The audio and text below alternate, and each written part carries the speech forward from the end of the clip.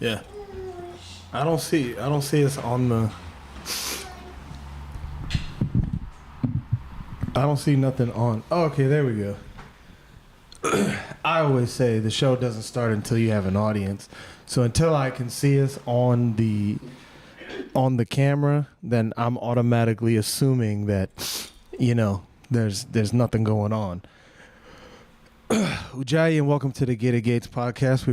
We appreciate you guys for tuning in, and we hope you guys continue to tune in. We're back with you guys with another episode. We are very excited for this episode because in this episode, we have a very, very, very, very special guest with us. It is not Zawaz. For those of you that are thinking, oh, is it Zawaz? It's not. Spoiler alert. We'll bring him on shortly.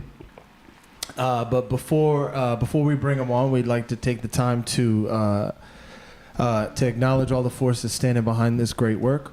We'd like to acknowledge all of the ancestors standing behind this great work, all the powers of nature that are standing behind this great work, particularly Neb Naba Iritah, the founder of the Earth Center. I can't tell if Nashu is coughing or sneezing, but nonetheless, we'd like to acknowledge Neb Naba Iritah and all the other great ancestors that opened up the way for these traditions to be kept and these traditions to be maintained, for us to be able to sit here in front of you and to say that we're coming from something, and this has been passed to us from someone, and all of the powers of nature that are standing behind this great work. And with that being said, my name is Pt.2 Amir.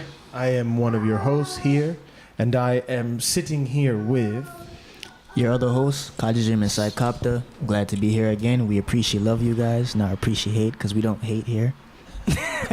How long have you been sitting on that one?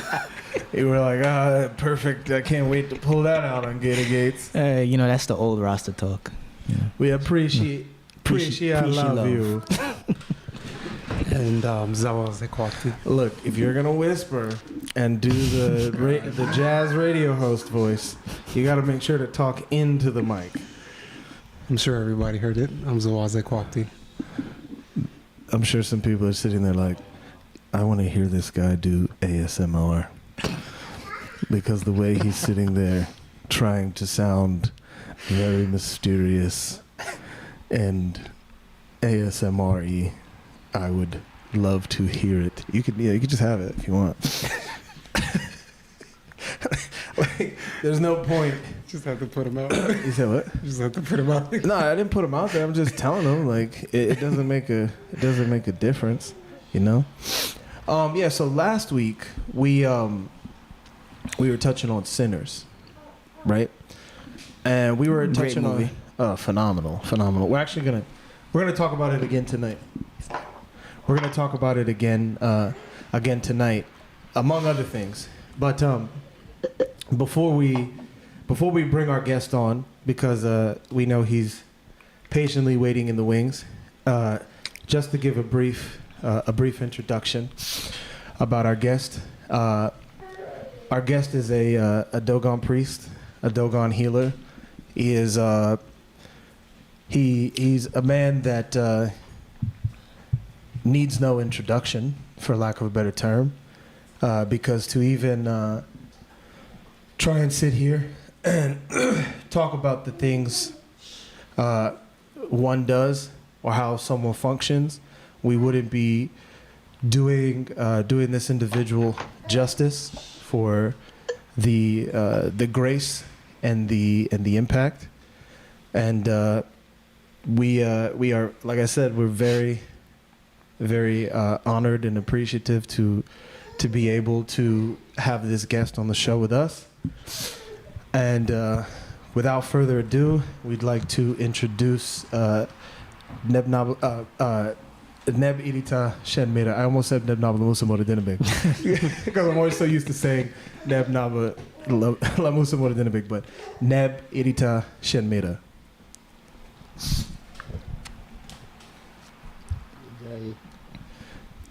Ujai Naba, how you doing? Yes, we can hear you. Can you hear us? I hear you. We're doing good. How are you doing?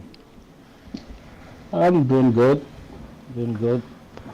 You guys look like yeah, you're doing good. Well, we're trying. We all look like we're dealing with the same thing. Addiction. Addiction. That's what you said. We look like we're dealing with addiction. No, it's like we all That's look how it sounded like you were gonna say. What I was No. saying, what I was about to say before you cut him off is that you guys look like America is doing good to you. Well, we're gaining weight. I don't know if I'm gaining weight. Well, you never. Gain I weight. never gain weight. Yeah. I wish I could be like that. No, you don't. The Yeah, way, we the both day we gained the start weight for getting you. weight, we'll start worrying ourselves. Yeah, it's true. It's true. But so yeah, we're very glad to have you, Naba, because we are looking forward to be able to talk on a lot of the events that are occurring in the world, for starters, because there's a lot going on.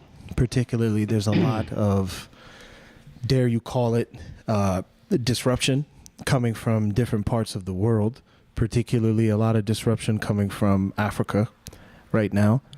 And it's a very interesting time because there's planes falling out of the sky left and right.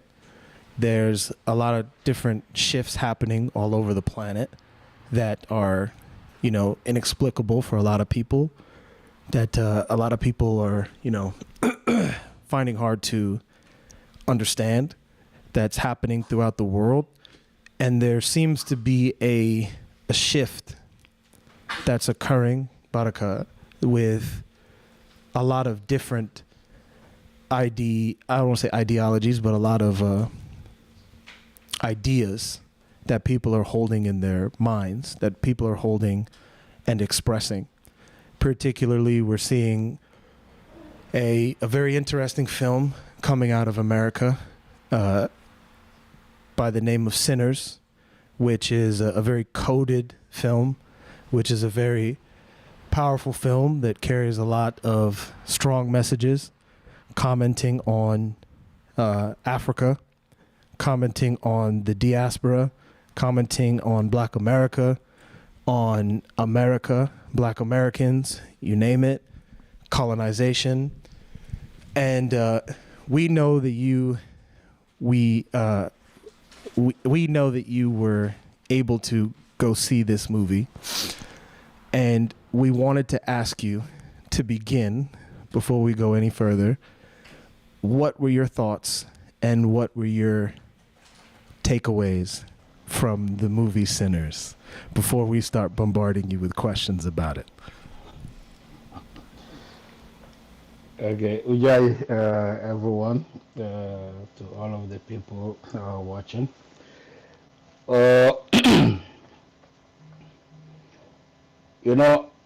From the time I set foot in America and I discover about the Hollywood, sometimes I watch some movies from Hollywood and I'm just like, these people are very well informed.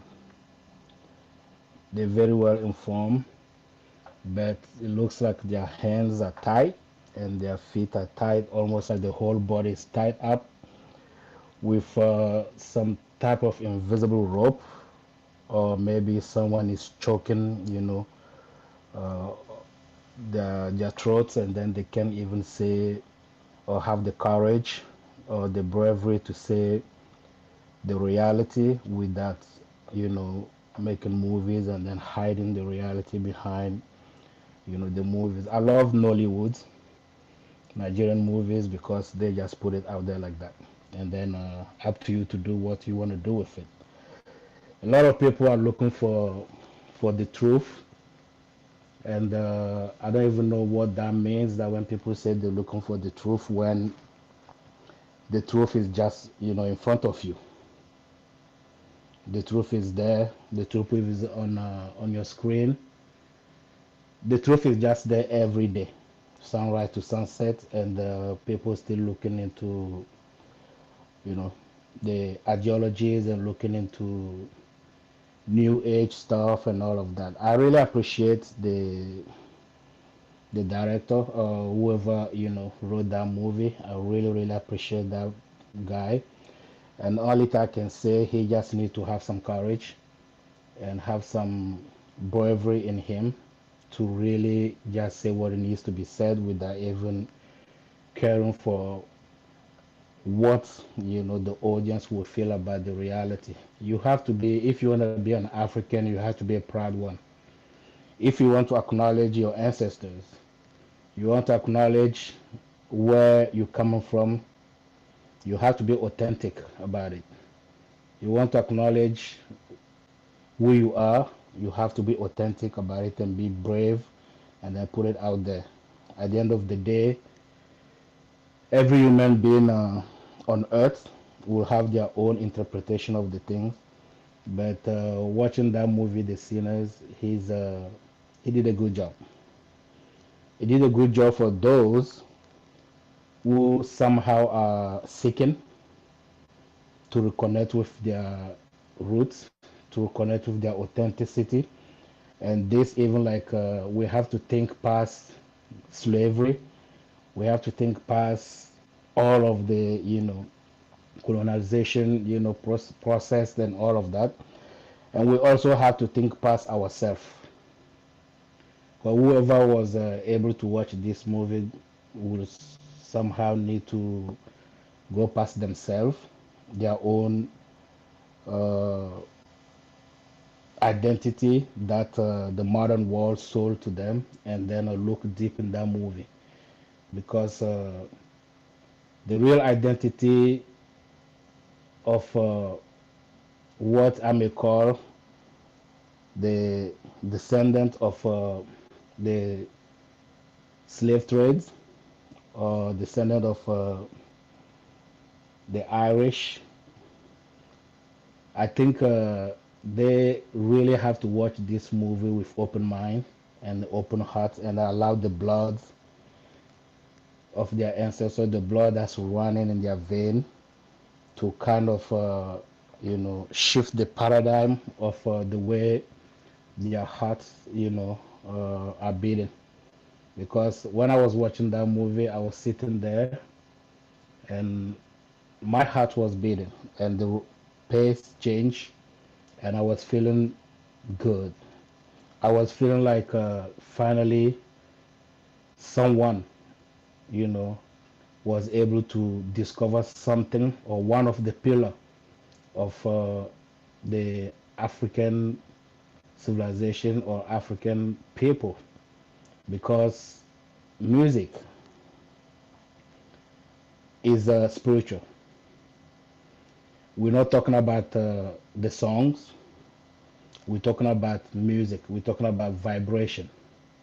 We're talking about what an instrument can create as a vibration and create some type of rhythm that will allow the spirit of the human being to get into trance. And in Africa, even today in our cultures, we still have those people. We still have those families. They kept that, heritage, and they're still working on it. And once they stand in front of you and they start telling you, whether through the beat of the skin, whether through the, manipulation of the strings of an instrument, it looks like they always find a way to reach the bottom of your feet. It's almost like they always find a way to create that rhythm that will get you in trance, that will get your ancestors, the spirit of your ancestors, to wake up inside you. And that's what I think about that movie. He did a good job. He just needed to be more open and have the courage and bravery to just, put it out there, because You cannot be black and hide that you are a black person. You cannot be a descendant of Africa and then hide that you are a descendant of Africa. You know. So yeah, he made a good job. So I know Khadija Rubin's looking at me like, let me ask my question. So go ahead, Sam. Nah, I was just thinking to myself, when I really think about like Hollywood, and like Naba mentioned, like these people really like know a lot or have a lot, it sometimes make me question, is it that they can't share it because it would be going against like some kind of like code that they have? Is there like another kind of like secret kind of society that goes behind these movies? Because even with this movie Sinners, right? You really trying to get Naba to go into it.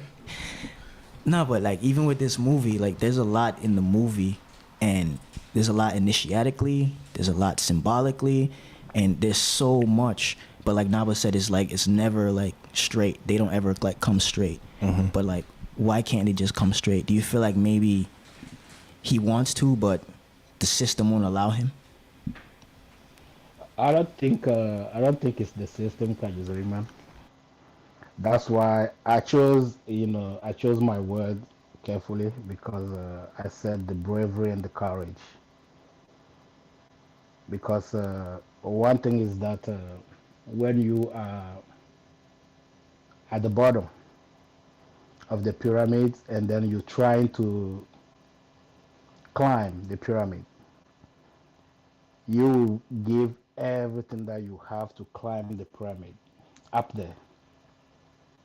But once you reach at the top of the pyramid, what you don't understand is that you at the same time evolving, allowing yourself to elevate, allowing your spirit to be open to, the reality itself. All of the actors, I mean, when you look at the Chinese movies, they represent their culture, their spirituality, their initiation, their code of life. When you look at the Indian movies, Bollywoods, they represent their culture, their spirituality, their gods, their ancestors, their rituals, and all of that. When you look at the Jews, movies that the Jews are the one, leading, they make sure to represent their codes, represent their belief, represent who they are. I mean, have you seen a movie made in England where you're not going to see actors be like, do you want a cup of coffee, a cup of tea? You will always see that. Even the dress codes, But I just have to blame all of our black, so-called black, descendant black stars in Hollywood. They need to have some guts. They need to have some balls. They need to have some like big flow of blood flowing in their heart to try at least to represent something that is them.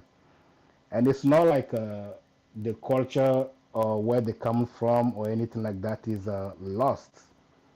There's still temples, there's still villages, there's still things that exist in Africa where they just, now that they have the millions of dollars and in their bank account and billions and they get the fame, they got the fame and all of that, the only thing they just need to show to the rest of us, either those of us from Africa or those in the diaspora, they just have to show us that there's a reality and there's a fake reality. They just have to show us that they evolved. They just didn't go for only fame, they didn't go only for money, but they also went to reclaim something themselves. Even if they want to say that they don't know where they come from because of what happened in the history, that happened. Slavery happened. Colonization happened. All of that is just in the history. But Japan colonized China for a long time. The English, Great Britain colonized, the Irish for a long time. A lot of colonization happened, but people end up getting healed. But to be healed, you have to have motivation. You have to have the will. You have to have like the devotion for who you are.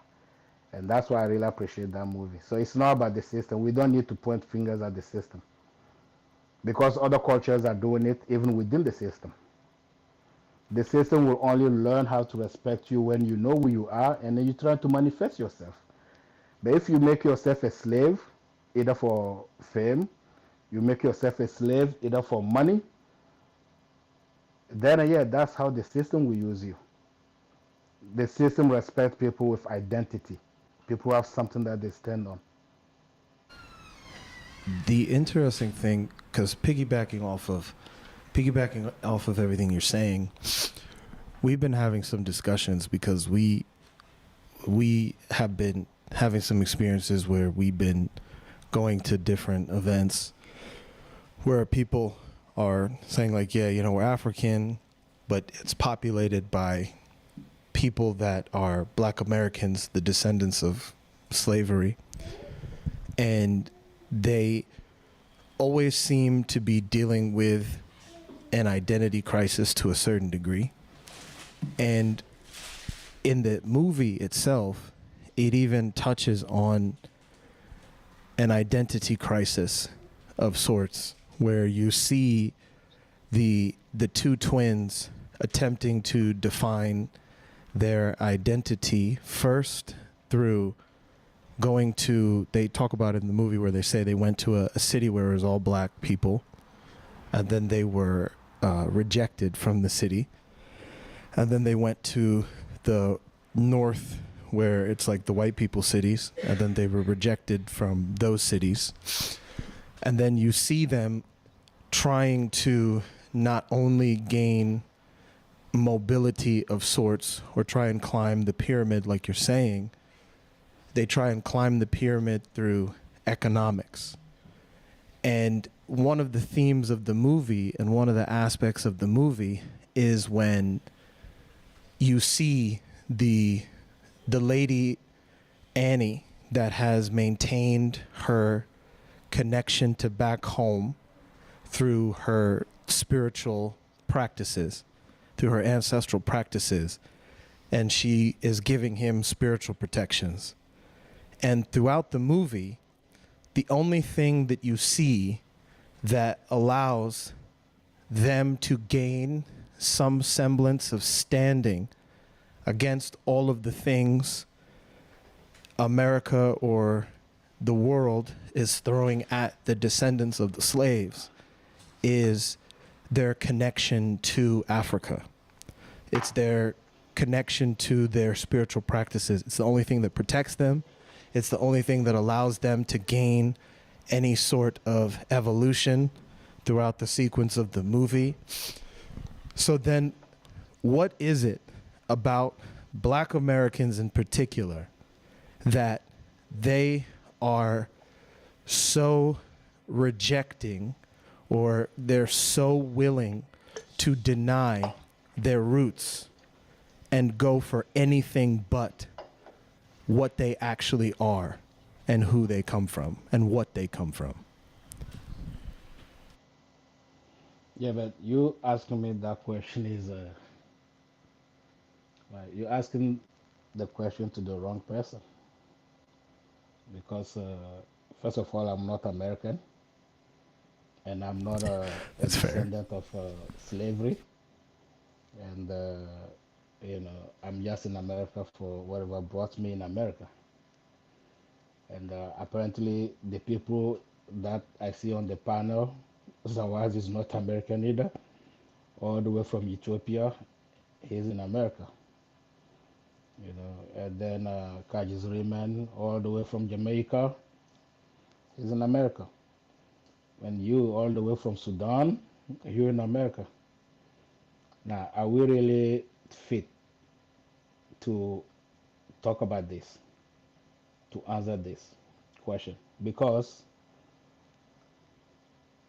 somehow we still have something that's called the integrity.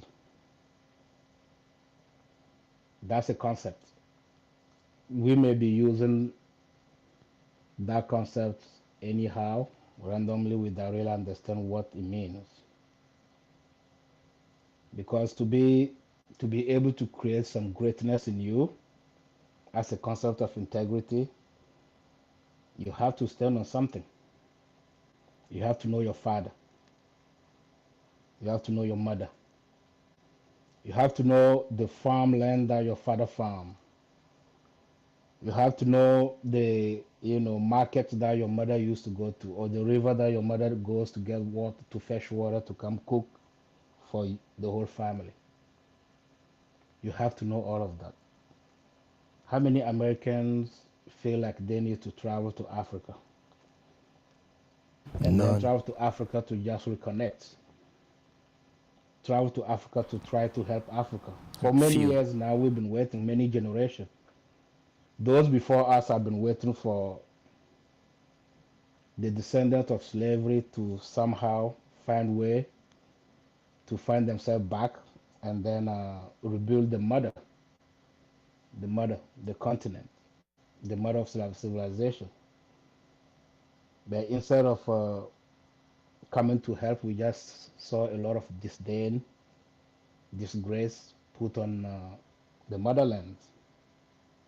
Even all of the stars that we see in the Hollywood, or even all of the political people we see talking a lot about Africa, and then all of the so-called revolutionaries talking about Africa, they're not really talking about the continent itself. They're talking about their own agenda. They're talking about their own fame. Yeah, I returned home. I did this at home. I'm helping children home. That's not the kind of help we're waiting for. I'm helping women. I saw like Rihanna traveling to Africa to go and then say that she's helping people over there. That's not the kind of help we need. Because when the Chinese decide to go home to help their people back home, they bring them knowledge. They bring them something that remind them of them working hard to keep their integrity and never and ever lose it. But our own people in the West are the one that are being used against us. They've been used, they've been manipulated to come and then continue destroying, finishing the work that the colonizer, the Greco-Romans started. So the descendants, the children of Africa, that are some people don't even consider themselves to be from Africa, and I will understand them. Like those that will say that they're from America and they are Black American, but they're not African American. I will understand them because even to be an African American is already there's already like a big paradox in that. So yeah, even if I was the one leading this system, I will use them and then do the proxy warfare on Africa because they look like African. They can go do whatever they want to do that the white men want them to do. So to say that you're not even like to, I'll understand them for another reason, which is that even in that movie, you can see that he tried to depict how they will always choose one person. They will all choose one person Mm. in the group Mm-hmm. that they kind of find a way to subdue and then give them what they need. And always going to be through a woman. If you're a man, it's going to be through a woman. If you're a woman, it's going to be the whole system behind you. That's why we don't have we have a lot of children that don't know their fathers, that don't have their father in their houses, and they end up being raised only by the mothers because now the system is using them as well that way. But in this case, where like we see a lot of people proudly calling themselves Black American, I don't. If you really look behind those people and then check in their background, you will always see a grandmother that was a white lady, Caucasian. You will always see a grandfather that was a mixed Caucasian. You will always see something like that. To be a black person is about the bloods. It's not about the skin color. So that's why on this show I'm not gonna say like we should be blaming some people looking like us who don't feel like they belong to us. You know, because as the Jamaicans say, Kajiriman, you know, the coconut, black outside and white inside. You know, the allegory of the coconut, black outside and then white inside. So we have those people as well. You know, if this show, you know, need to focus on those that somehow still feel black, not just because of the skin tone, but somehow inside them, that blood that's running, that heart that's beating, is telling them that they belong to a land across the Atlantic, not this land over here. I mean, what do we need to gain in this place after this place shows us how they wiped out all of the indigenous and all of the people are like the have the authenticity of this land. They were used to own this land and they used to know this land like in the palm of their hand. But they were killed. So those of us who didn't even know this land, who end up finding ourselves in this, why do we have to fight for that land? That's where I kind of, you know, appreciate Marcus Garvey. Only revolutionary I would respect who ask people, let's look east across the Atlantic and go home. Go home where kings are coronated. Go home where leaders are legitimate. They get their coronation from the divine. Let's go home. But when we talk about all of the other revolutionaries that, you know, we saw in the black communities and all of that, African American or black American communities and all of that, those are just, you know, agents. Because you can ask your people to die, to fight for something that is not their thing, that does not belong to them. Even if your father came to farm cotton and sugar cane and all of that on this land, your great-grandfather, great-grandmother came to farm, they didn't farm it with pleasure. They didn't farm it with love. They farm it with whip, blood, and sweat and all of that. They wasn't farming for themselves. Only reason we still here is because, you know, some people just don't want to acknowledge Africa. I was so surprised that somehow one leader, one young man in Africa, the Captain Africa, you know, rise up to say like no, and then suddenly all of the, you know, black American so-called or African American, those who, whatever term they want to use, like yeah, we stand with Africa, we stand with Burkina Faso, we stand with AES. We started that on our own. We started all of that on our own. We waited for generation, didn't happen. Prophets even were sent here. Guides, pathfinders were sent here by Africa to lead the descendants of Africa to go home. They throw stones and spit and eggs and, you know, all of that at those people. So then at some point, Africa cannot continue sacrificing its own children for the other children that she claimed or she's trying to reclaim that don't want to claim her.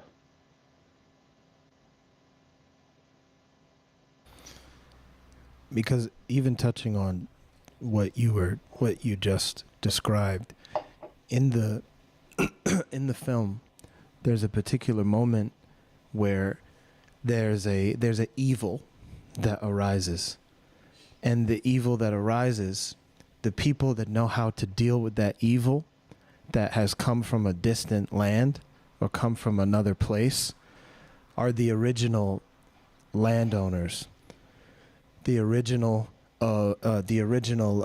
landlords of the land. In the movie, it's the Choctaw Indians, and they even show up trying to help the white people that have invited that evil into their home, and they turn them away because of, you know, who they are. So you can even see the way people are so disconnected from understanding what you were talking about in the first part, in terms of where your father comes from, where your mother comes from, where you're originally from. And particularly the reason why we made sure to have the third person be someone that's in the same boat as Kaj Zariman and I is because we wanted to be sure to leave no excuse for people to understand what we're saying and what we're touching on. And in particular, can you touch on the power of knowing where your father is originally from and what that means in the constitution of an individual? Yes, the point I was making is that the indigenous of this land, the aboriginal of this land, they saw that the one who crossed the Atlantic to come came with the concept of evil. An evil that is exponential, that they never, ever, ever experience. They try to track that evil. You know how we say in the Kemetic initiation, you don't fight evil, you only protect yourself. What did they do in the movie? Because they could, that elder standing there with clear vision, with a clairvoyance, could see that the evil is in the house, inside the house. But somehow, he also saw that there was the mask of the Ku Klux Klan, like the KKK mask, was inside the room. At that moment, he realized the evil just went home. It went where it belonged. And what did they decide to do? They decided to preserve themselves. Let's go home before the sun sets, before it gets dark. And they went home. Mm. So even the originals of this land acknowledge and recognize that the one who came from the other side looking pale or pink, whatever we may call it, not really white, that person came with already the predisposition of evil. And they welcome the evil in their house. So yeah, you attract where you are. You attract where you are. So the concept of the father, knowing your father, where your father is from, it's not about knowing your father like knowing his face and all of that. No. In Merita, we have a saying. In Africa, we have a saying that if you want to look like your father or your mother, just don't look like them physically. You have to also emulate their qualities. You have to also emulate their predisposition. You have to also emulate their morality. In this situation, it would be almost vague to talk about the concept of a father to the so-called Black American and African American. I'm not fighting any Black American or African American, but I'm fighting anyone who does not recognize that they originated or the blood that's flowing in them originated from somewhere. In our concept, we call it nationalism. It's not like defending the flag, but defending where you're coming from. It doesn't matter how far you travel, you still know where you're coming from. In our place, those that we call mental sick people, crazy people, are the people who know how to leave their house and don't know how to go back. to their house. That's a mental sick human being. So the mental sickness in the movie is that they made a mistake. First of all, they don't acknowledge who they are. They just take advantage of it. Like the other twin, the twin that survived, the evil. Stack. Yes, he just took advantage. He just been taking the advantage of what his roots, his originality, kept. All of the spiritual and all of the non-material, acquisitions that their ancestors kept. He just come to benefit from it. I see thousands of people in America who do the same thing. They just go to Africa to benefit from Africa and then come home and make themselves a name. Come back in America and then make a name. I'm better than you because I went to Africa and then I got some muju. I got some juju. Even the concepts. Muju. Instead of just using muju, just say juju and everybody know what you're talking about. The director of the movie. Don't need to hide it. Yeah, at that point. In our place we call it juju. In the movie you decide to call it muju, that's okay. But those of us who understand what it means. But taking advantage of it, coming to just benefit from it, but not paying respect and reverence to it is a big problem. But that's how you acknowledge the father. You acknowledge the father by paying reverence to your father. It doesn't matter what your father left behind, even if it's a pant, a dirty pant or torn pant that he left behind, that's your history. You have to pay reverence to it. So you cannot throw away your calabash, cracked calabash, to go looking for someone's basket. A cracked calabash, you can still fetch some water. The basket, how can you fetch water with basket? So that's really like the concept that's destroying our cousins and our, uncles and our aunties who are the descendant of the motherland. So yes, the evil is just the evil, and in the movie, the director did a good job by making sure not to hide who's the evil. But you can see that from the time Stark, that's his name, right? Stark removed the muju. Oh no, that's a smoke that removes the muju. It's a stack that becomes the evil. Okay, so once smoke remove the muju, then he finally meets his demise. He met his demise right at the instant. He met his demise. So the point is that the father is like a protection for everyone. In Africa, that's our education. We're not Caucasian, we're not Greco-Romans. In Africa, if your blood is really come from Africa, your only muju is your father. That's your only muju. Or your only juju. Because us in Africa, we are educated to swear by our fathers. And swearing by your father means what? Swearing by the blood, or in the name of the blood that's running in your vein. What else is more powerful in a human being composition than the heart and the blood that's flowing through it? Nothing. That's the only thing.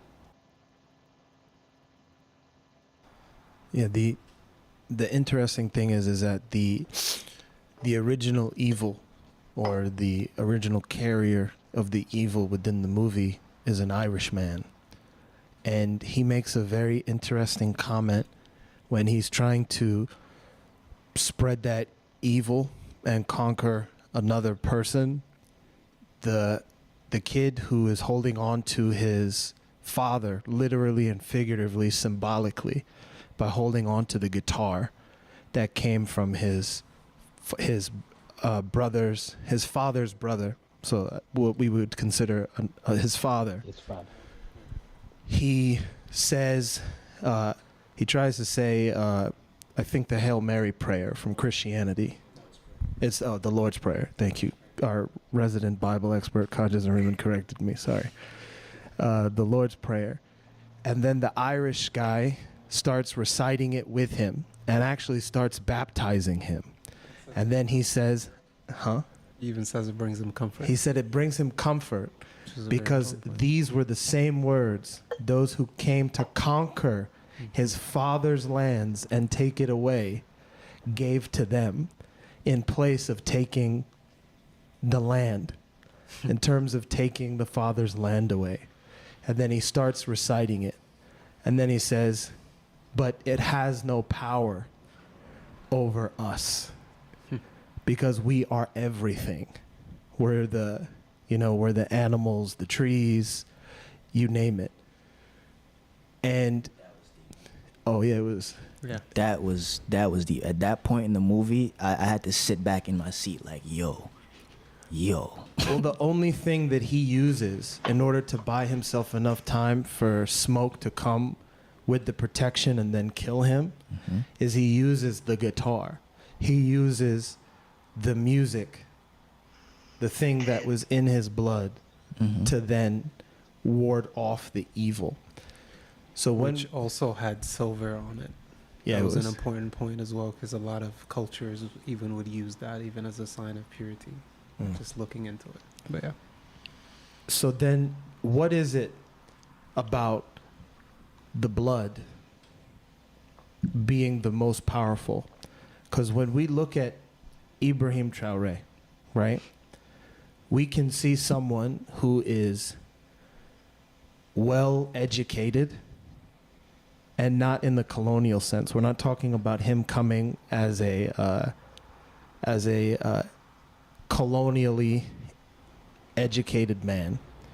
We're talking about someone that clearly has an education that is not coming from the West. And it shows in everything he does. It shows in everything he says. It shows in all of the decisions he's making. It shows in his actions. But in particular, what is it about where he's coming from and his education that makes it different from the past in Africa with these sad excuses for leaders? I will say it, so you don't have to. These pathetic, corrupted sellouts. Bourgeoisie. These coconuts, these Oreos, these people that sell out. Huh? Shame holders. Shame holders. These so-called sad excuses that are coming and selling out their people and selling out their resources to the West, to America, to Europe, to the European powers, to the colonial powers. What is it about not only where he's coming from, but the education he has received that's allowing him to stand as he is? Because even us, as me, as a Sudanese, Zawaz as an Ethiopian, Kaj as as a Jamaican, we look at him as the pride and the leader of Africa that we've been waiting for centuries, like you said, for a long time, like you said. So, what is it?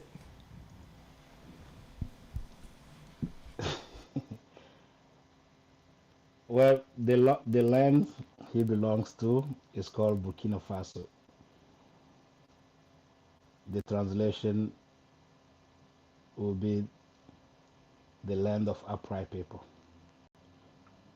meaning the land of the people with the highest level of integrity. Integrity is not about morality. Integrity is about nationality, knowing who you are and being great in what you are and where you're coming from.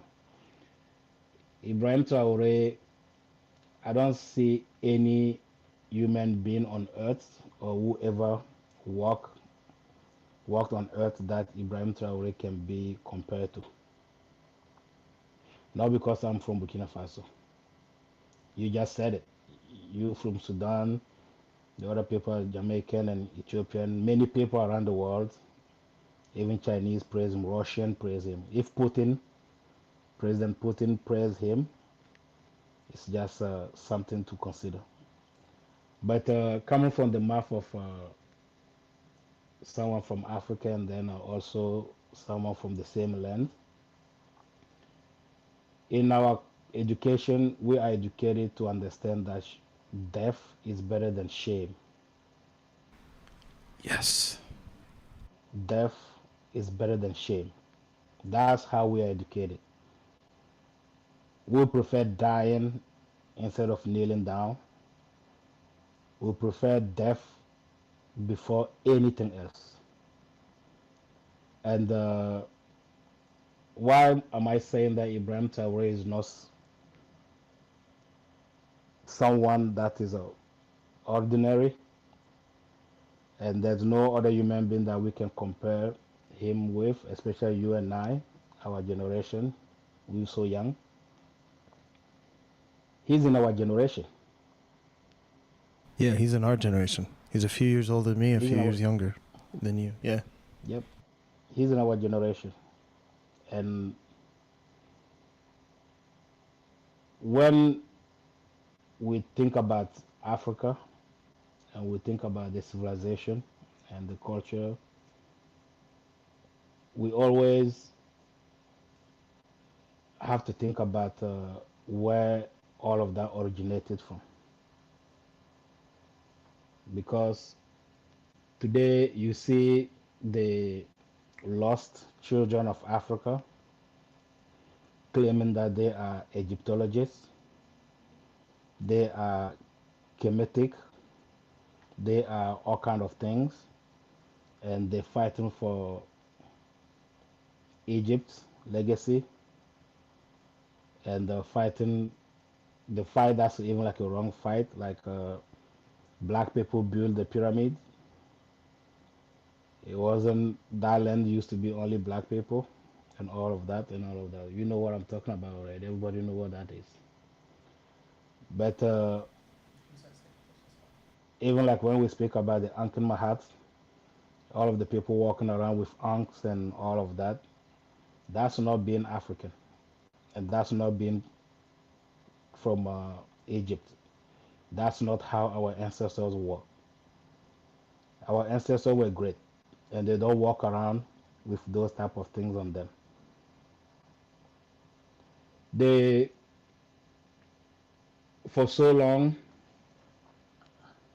the whole world. I'm not going to say only Africa. The whole world has been questioning where are the people that used to be pharaohs? Where are the people that used to sit on the throne and lead humanity towards the humanity greatness and freedom, real freedom? Where are the people that used to be called pharaohs and then somehow only thing they have as agenda sitting on their thrones with their crown was to just get the human being to evolve, not to make a human being become a dog on a leash? Where are those great ancestors? Where are their descendants? Were they exterminated? Where are they? I did a lot of lectures where I got those questions. If Africa was that great, where are the descendants? But time is the only thing that we cannot defeat. Every human being. We all have a limited time here. But the invisible and those ancestors that we speak about, they have time, and they in time, and they follow time, and they respect it.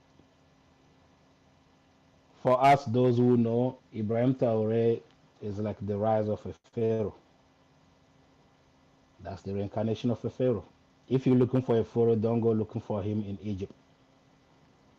Don't go looking for him anywhere else.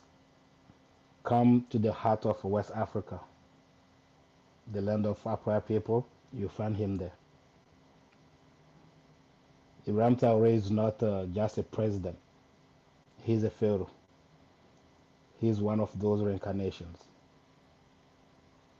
So you cannot compare Ibrahim Traore with all of the sellouts. That would be almost like blasphemy. Trump is obliged to respect Ibrahim Traore.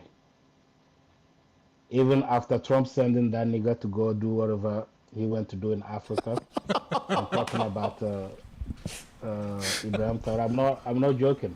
Yeah. Yeah, that's why we're laughing.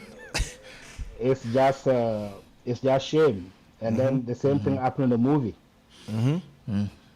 You always send your own kind to convince Yep. the one that's still holding some minimum of integrity. You always send your kind to do that. Even in our work, in our mission, the Earth Center, we have that. It's our own kind. I think I used to think maybe being black is like a curse. I used to think that way, especially when I came in the West and I discovered what it means to be black. I'm like, I think we are cursed. Something on this Mother Earth curse kind of the people that we are. We have to be honest with ourselves. We have to be honest. And that curse, the next question is like, so how can we remove that curse? Or even where's that curse coming from? Right. Well, it's already here. It's already manifested every day in every family, in every household. It's manifested. Every so-called black person is struggling with that curse. How many black cows are we in need of to remove that curse? How many camels? But at the end of the day, it's just the conclusion that we came to is that you have to be chosen. Being black is not just about your skin or where you know who you are. Because even in Africa, we have black people that are sellouts. They are sold out. They do things just for the white man. They do things just for the system. They do things just for the superpower. But you have to be chosen. You have to be a chosen one. Ibrahim Traore, I swear, don't compare him with any of those leaders that you see around the world.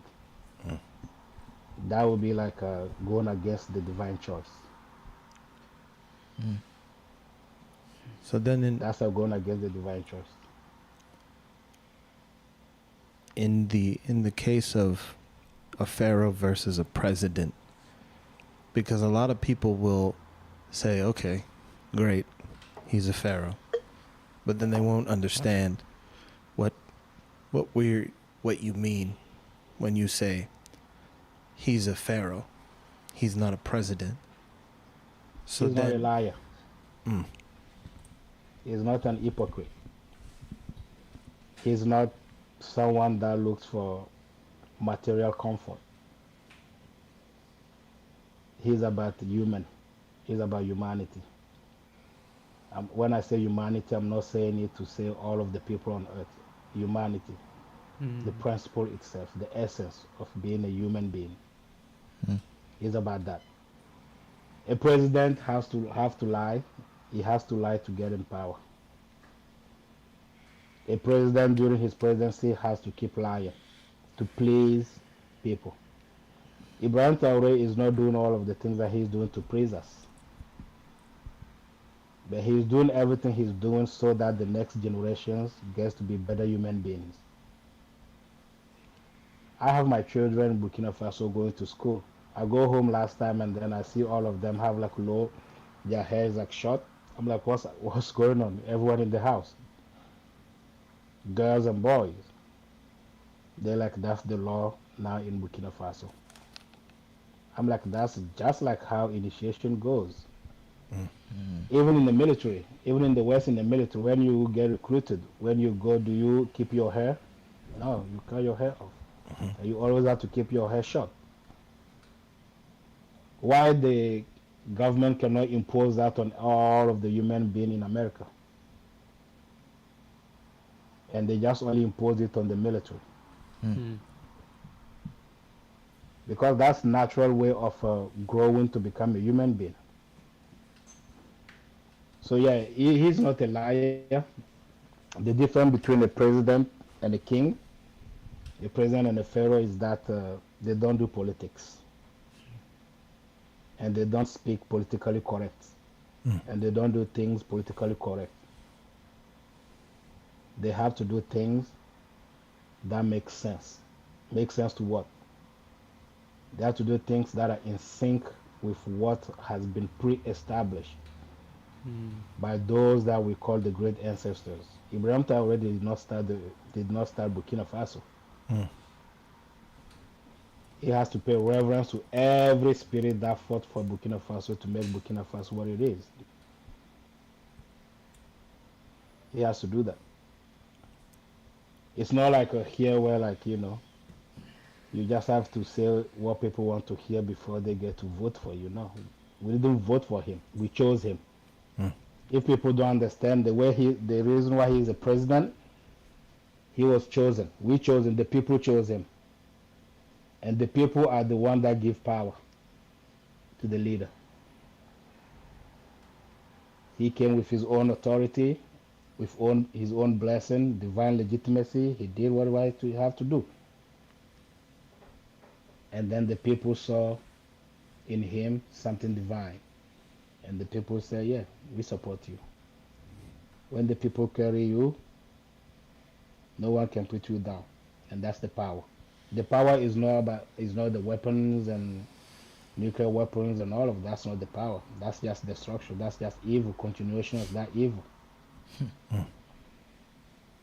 Because, causing bleeding is not even part of our culture. How did we learn that? We learned that from the one who came on that boat, on that ship, with the name of, you said Jesus or something, Mary, the one who came with it. Yeah. He's the one who taught us all of that. So yeah, it's a good lesson for humanity. And I would just want to say, like, if you want to call any American president or any French president or any other president in any other country, you want to call them like heroes. This guy is not a hero. He's a legend. He's a living legend. That would never finish. He will travel across history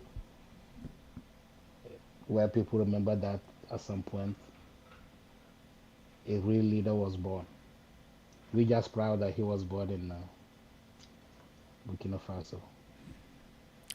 It's so interesting because you just touched on something that I think maybe some people will miss, because you speak on what Ibrahim Traoré is beholden to and how he's chosen.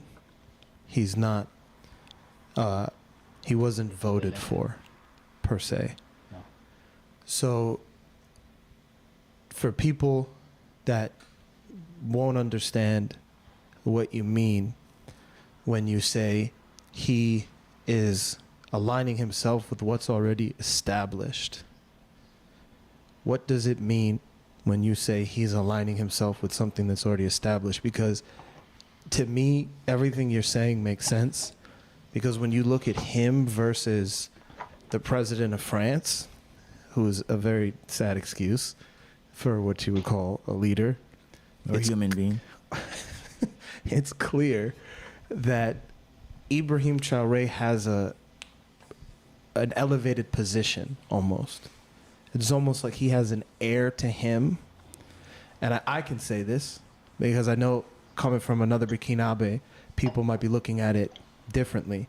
But as another African that's coming from the other side of Africa, I can say he has an heir to him where it's almost like he has already, in the few moves he's made, and which he's not even trying. He's not even putting, it looks effortless. It looks like he's just like boom, boom, boom, boom, boom. And then it's just like with precision, with efficiency, with technical know-how, where it's almost like as if you're saying to yourself, like, wow, like, where did he come from? Like, how is he doing that? which to me speaks to something that I think you were giving us some insight into. So can you touch on that for maybe people that don't understand what he's beholden to and what makes him different in that regard and why he's incomparable? Before Obama came in power, I don't think anyone knew Obama. Maybe only Chicago people will know him. The Obama came from nowhere. That's a fact. Mm-hmm. And then the next few months, he's chosen to be the next one to run for presidency in the White House, the most protected house on earth. The house that's leading the whole world. But what people don't understand is that there's been a lot of sacrifice that has been made. A lot of great spirits have to die. From 2007 to 2008, you can go on Google and check how many great spirits, enlightened spirit, died before November 2008. Many spirits were sacrificed. Master Naba, almost like 3 months before his death, said it to me. A black president will be in power in the White House. But that's going to take a lot of great spirit in the black bodies to die for him to sit in there. And if he's sitting there well, the regeneration will happen. Obama was given everything on the platter to change the face of the planet, to change the face of the world, to bring equality, to bring equity, to bring stability and elevation for people. Obama was given that. But what happened? Yes, a lot of people did die. Even during his presidency, many were killed. Black were killed. We were given that opportunity where, like, according to the prophecies, it has to start from outside. It has to come from outside so that, it can reach everywhere. Obama was given the opportunity to be standing as a pharaoh. Just the courage. Or probably not paying reverence to the father will always send you off. Will always make you feel like you have shackles on your feet, but in reality you don't. Obama was given that opportunity. And we all praise him. That's how the whole world praised him when he was elected. Or he was running, the whole world praised him. But somehow Obama did not have his father alive to guide him. Or somehow Obama did not think about using Kenyan culture or pre-establish realities of his ancestors that is running in his blood, to consider that to be his foundation to do whatever needed to be done when he was given the magic wand to do it. It was better for a black person to be in the White House and then cause revolution and change everything and give the better life of everyone than to say that there's a white man in the White House to do that.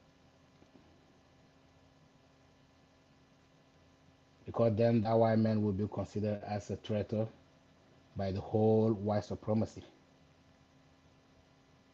would have been better for him to do that. That we missed that opportunity.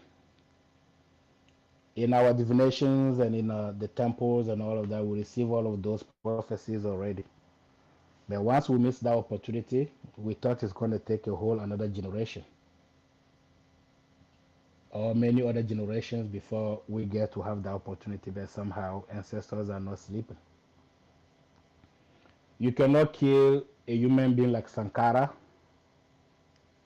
coldly, just kill him like a dog. It's a big spirit. You cannot just kill someone like that. You cannot just kill someone like Patrice Lumumba.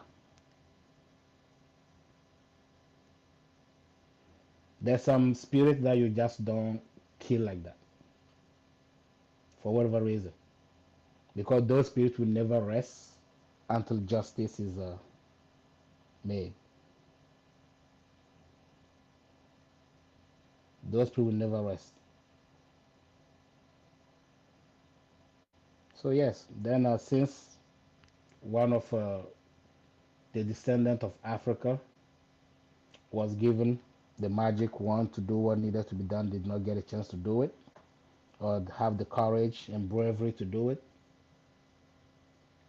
then let's give it to someone who has a little bit of virtues. And it's happening. I'm sure right now all of those presidents who got the opportunity, especially, I'm sure, the comrade Obama will be sitting admiring and will be saying like this was given to him. To get the whole world to kneel for him, to stand for him, to applause for him. And what's lost is lost, what's gone is gone. So that's why I was saying we don't compare. There's no comparison in this situation. It's just divine order. Whether we believe in Jesus or Mahomet or Buddha, we believe in, we just have to understand that the world is just changing. And the change is happening. And no nuclear weapon will stop it. No power will stop it. In Burkina Faso, the way Ibrahim Traore is leading just us in Burkina Faso, and we're proud that our children gets to be in his time. Our children gets to look at him and be like, Papa Ibrahim Traore, Papa Ibe, because he just making all of us feel like we belong to this planet, and there wasn't any curse put on us. That curse I was talking about, he's making us feel, now realize that there wasn't a curse. We just needed some motivation. We just needed the will.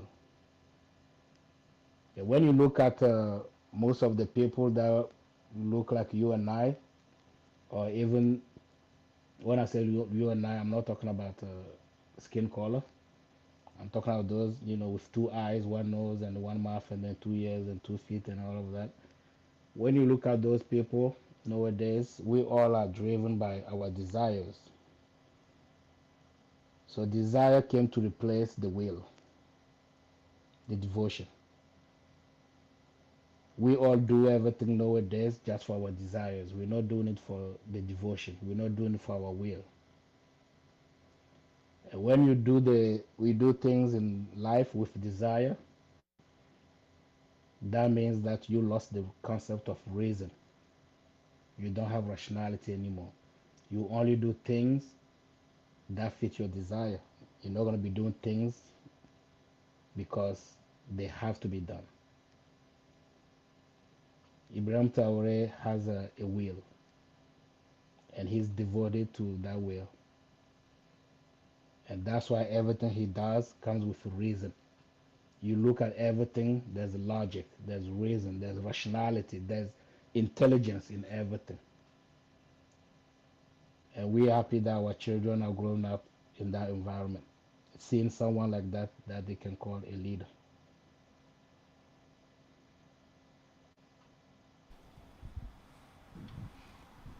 Yeah. I mean, everything you're saying is like really powerful, but one main thing that's like really sticking out in all of this is when I think about the concept of like your father and like your history and like really honoring that and you're like really standing in that. I sometimes I look at like the West and look at like how we were raised. Most of us were raised like either Christian or Muslim. And learning what I've learned through my initiation, just experiences in life and just my own like thoughts. It's like when I look at these religions, because you even mentioned it just now, like we didn't have certain ways of living or certain ways of life until they came with on the ships with Jesus. And when I think about it, like thinking about that idea and the concept of the Father, you can kind of see how like that religion in a way has kind of come to replace what we had before. And going back to like the movie, you can kind of see that going back to when the vampire was gonna baptize Sammy, like they all were. Oh, he baptized them. Right, he did baptize him. And that scene actually is very controversial, especially here in America, because a lot of people are now feeling like that movie is attacking Christianity. Like, I really want to That's get what your it is. thoughts on that. That's what it is. That's what I'm saying. Like the director of that movie is great, but he just needs some courage. And probably if that director's father is alive, he needs to always check with his father again, and then ask him like, what's the right thing to do? Should I lie? Should I make it as a riddle, or should I just put it there as the truth that needs to be? No, that's what it is. Like if you ever, been baptized, you've been baptized in the name of evil. A human being that died on the cross, and then his blood dripping on the cross, nailed on the cross. If that's what the story is, and if that's the real story, and then they will be baptizing you in the name of that cross and that human being. What do you think? When do you think your trauma is gonna finish? That's why everybody is still in the trance of the trauma. Someone would die, you know, dramatically on on the cross. Who wants to die like that? Between you and I, is that how you want to die? Absolutely Definitely not. No. not. Now, so like we just have to be intelligent, and then even if we want to be religious, we just have to be intelligent about the religion, because that's a human blood. And that's a projection of cannibalism already. Like baptizing someone, like the way they do it. That's like recruiting you to serve the principle of evil and destruction. Anytime you've been that baptized, that's what you're doing. You've been chosen to serve the principle of destruction and evil, because that's the reality. Like all of the religion, all of the Christianity. I mean, we have other religions sending people to go die and kill other people in the name of their religion. Slaughtering people, shooting at people, and then going Allah Akbar, Allah Akbar. That's just like being more than evil itself. Because even for a lion to catch its prey, it has to make sure it kind of calculated everything, and then once it catch it, had to suffocate it first, let it die before it opened to start eating. You guys killed this guy. He's alive, and then his blood is dripping on the cross. And then you claiming that you baptizing people in the name of someone who died dramatically like that. What about his pain? What about his suffering? And then what's wrong with people's mind? And then they're gonna tell you that he sacrificed himself for our sin. Who sin? How do you even sacrifice a human being that you're supposed to call the child of a god? So you sacrifice the child of a god, a divine child. You sacrifice that child for the human sin. Isn't supposed to be like the other way.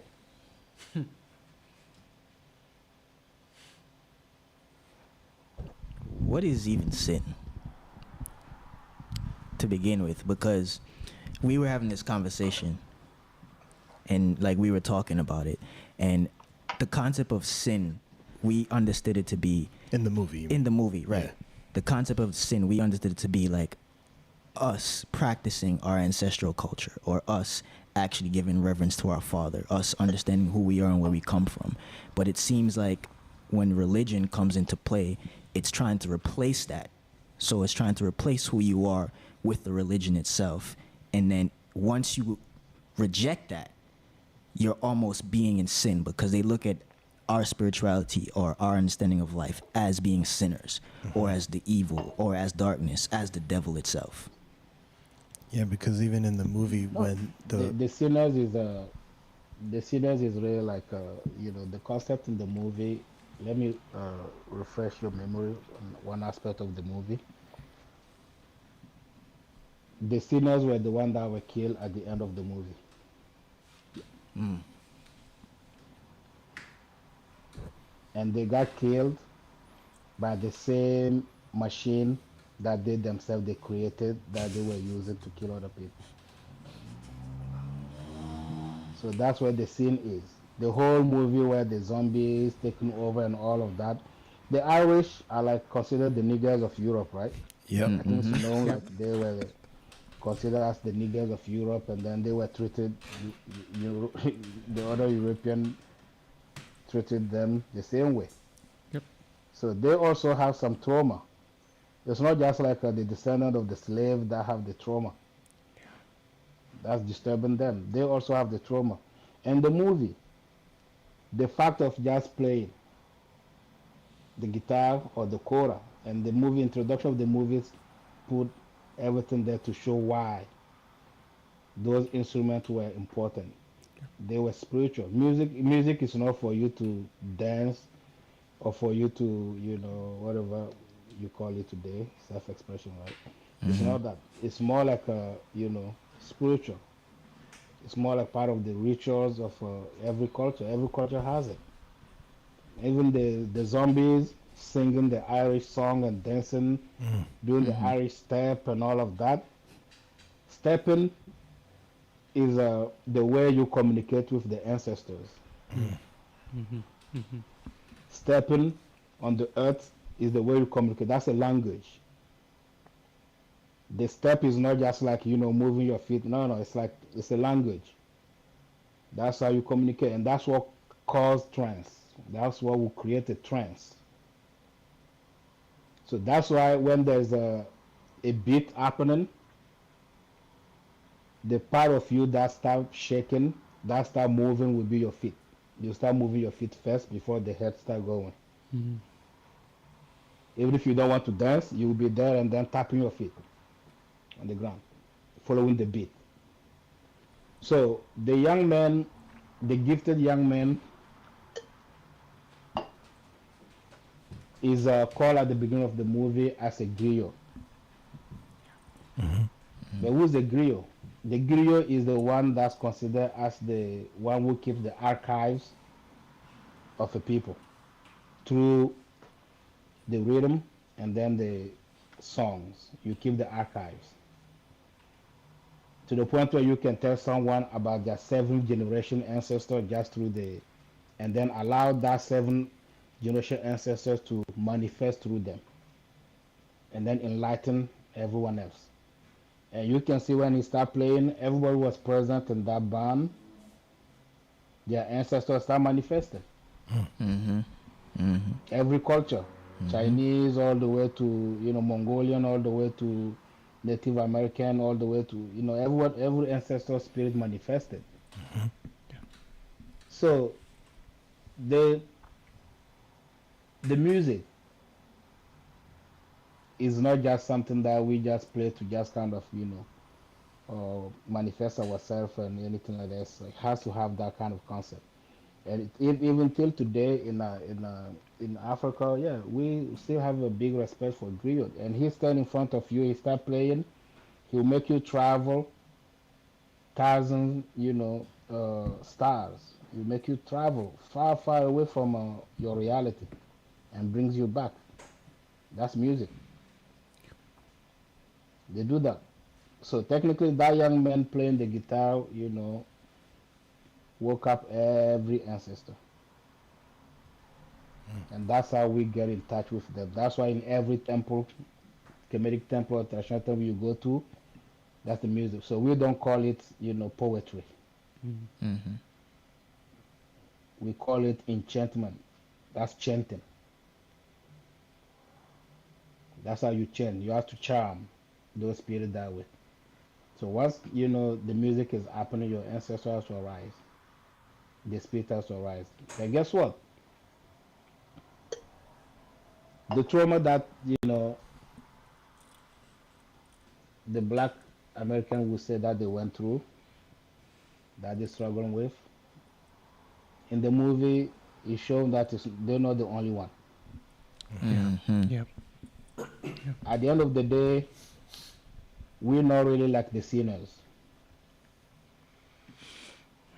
We are not the sinners. Those who sin were the first people who came to this land, or the people that left their land to go to other lands and kill, destroy, burn, rape, do all kind of things. Those are the original sinners.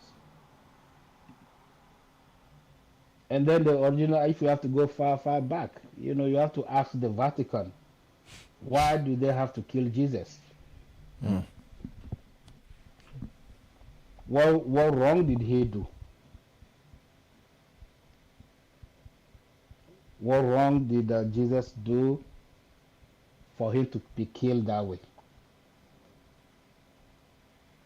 For someone who terrorized people to be preserved, that one's life to be preserved, and then to destroy the life of the one who's coming to uplift people. So the original sinners are somewhere. It's not in Ireland. It's not in Africa. It's not in Asia. It's not none of those places.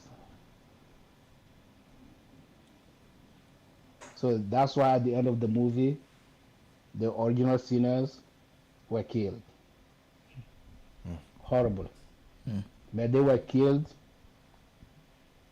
by the one that they trained well, and the one that they trained to use whatever they were using to cause sin.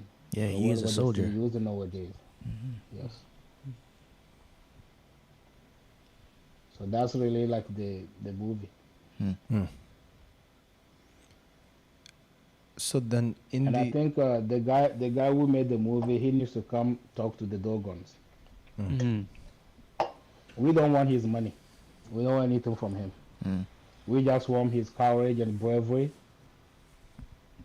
to come, and then we'll talk to him. And any Hollywood actor, any one in Hollywood who's making fame, they're themselves famous and all of that, they need to realize that they're misleading us and they're betraying themselves, or they're betraying their own identity.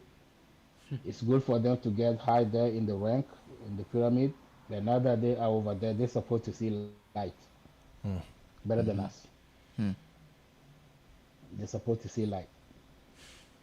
When Beyonce started making songs where traditional things coming and voodoo stuff coming in, I thought she was really coming home.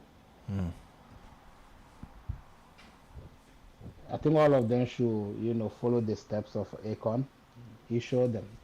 he's not really like a descendant of slavery, but somehow he showed them. That was another guy that is a great spirit that tried to. He reached there, decided like, okay, now let me show everybody the light, and then take it to where it needs to go. You cannot take the milk from your mother, and then at the end start throwing rocks at her. Africa is the mother of all of them and all of us. Even Trump is like the great grandchild of Africa. Even though he can insult Africa, but he still. We all have something that came from there. So in terms of the vampires, what is it that the vampires represent? Because we have a question here in the chat about the representation of vampires. So what is the vampires? A vampire is a human being, like in a modern world, that would be a human being that does not know their father. A vampire. That does not have reverence to the blood. Because to become a vampire is the blood that gets to be poisoned or affected and spoiled. And then that's why when you kill a vampire, you don't see blood anymore. You only see some liquid coming up, meaning like you lost everything. You just like a sack of muscle and bones. So a vampire is a human being. Nowadays, in every corner of your cities, of the streets in your cities, supermarkets, anywhere you go, jogging, all of that, you jog with some people that are just vampires. They're just vampires because they don't know where they're coming from, they don't know where they're going. They just have the illusion that society is selling them, and society is selling them all kind of things, right? That's why nowadays we have some people who don't know if they are men or they are women. They don't know if they are animals or they are cats. I didn't say it. I saw that on YouTube or on Facebook. True. If they are cats or they are dogs or they are dog owners and cat owners, that's why you have all of those things today. But guess what? They happen to look like us. And you're gonna have the real vampires very soon in the next probably 7 years. You're gonna have the real vampires. There's going to be so many people that aren't going to sleep tonight. Since you said there's going to be vampires in 7 years. No, don't misunderstand me. The point is that the way we understand the vampire in the culture is not necessarily someone who feeds on other human being blood or anything like that. No. A vampire, for someone to be considered as a vampire or someone to be considered as a zombie, right? Is someone that does not have a spirit anymore in the body. And that's what you have today everywhere. Imagine your father, your great-great-grandfather or great-great-grandmother was on Mayflower and all of the atrocity they went through. You yourself, when you bang your finger in the car door, do you feel your spirit in your body at that moment? No, you don't. You only feel the pain. So that instant, consider that instant. If you ever bump your head or your foot, your toe or your finger in something, that moment, whatever you feel at that moment, that's how those ancestors are. All of those ancestors who worked on cornfield and sugar cane field and cotton field and all of that, that's how they feel. Wow. So someone feeling like that to have a child, what do you think that child will have?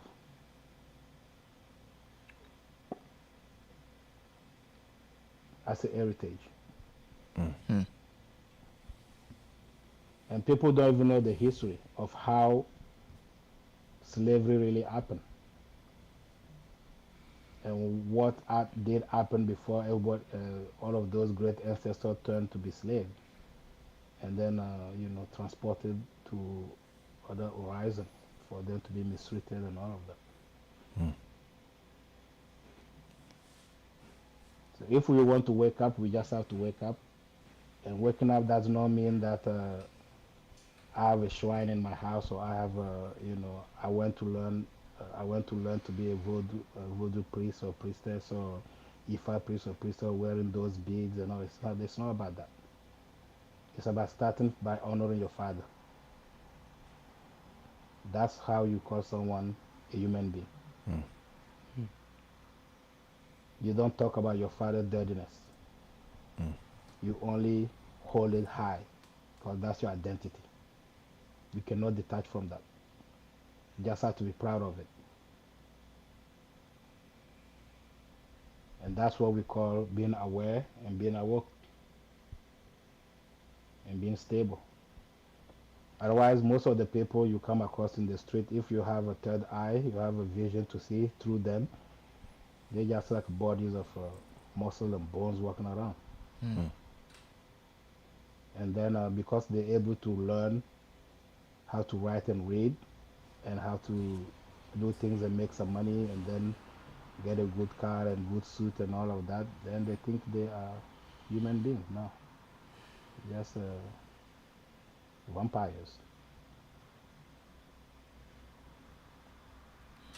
You know, even in the context of like what the movie presented, it makes a lot of sense what you're saying, in that it even depicted the vampires, seeking to take whatever memory, whatever experience each of those people have to remain connected. Yeah. And it shows even that aspect of like that Salabar approach to sort of like try to grasp an understanding of themselves. And even in that scene where Annie had to get killed because she got bit, you kind of... The priestess. The priestess, right? Yeah. And you could see like all of them are like running, trying to like, vanish for that moment because they're losing something great. Or I think even, I think it was Stack, he was saying like, why did you do that? We could have gained something. Yeah, we could have gained so much. So it comes to even highlight exactly what you're saying, and that's pretty deep. Yeah, she said something. I don't know the exact word, how she put it. She said something like, if evil gets to her, don't hesitate, right? Yes, yes, Because exactly. Kill her. Her herself, she has I think she said like almost like her kinsmen are waiting for her. Yeah, someone waiting for her, correct. She said, someone's waiting for me on the other side. And they're waiting for you too. Yeah. And they're waiting for you too. They're waiting for you too. Mm. Do you know what that means? The allegory of that part is like, everybody has to go home. At the end of the day, every so-called, those who like being Black American and those who like being African American and those who like being, Irish or whatever they want to call themselves, or all of those people, you die, your spirit has to go home. It doesn't belong to this land. The native of this land don't recognize even your spirit. This land even doesn't recognize your spirit. You have to go home. Your ancestors, your people, your shrines, your things, spiritual establishment and all of that, vegetables, they're still waiting for you. If you cannot go home in bones and flesh, walking, you're going to go home in the spirit. That's going to end up happening for everyone. Even the aspect of the reading that was also exposed right before she was able to see her death. She does the reading. Was such a very powerful thing because, it's coming again to introduce what actually works when the time is, serious. And it's very interesting because even from, somebody that's coming from Africa, we try to rely so much on religion and all of this when we have petty problems, but when the real problems show up, that's really when, we start looking back into our traditions, our cultures, and it's true. Call on our tribe members and leaders and so on and so forth. So the movie even depicting that was such a huge awakening for the people sitting here. And this is the first time, even me, watching movies, I was able to see that vampires were not affected by any aspect of Christian, belief systems. In fact, crosses. it came to expose that this is even what gives them comfort, because this is what they used again to highlight what you're saying. It's like he was like, "This is my weapon. Exactly. You're gonna try and use my weapon. This is my Right. weapon." And that's why even when she comes to get Stack to leave, and then she throws the water on him, they ask her, they say, "What was it?" She doesn't say holy water. She says pickled garlic. Yeah, she was specific about that. Yeah. But it even comes to show that even the baptism aspect of what you mentioned, it's really a platform that's being used to take you into evil and accepting evil as a way of life. So I thought that was a very powerful message for people that are looking at it here. Imagine at the birth, a baby, and then you take a baby in this big building, and then you pour some cold water on their head, claiming that even where do they pour it? Right, like on how do you call it?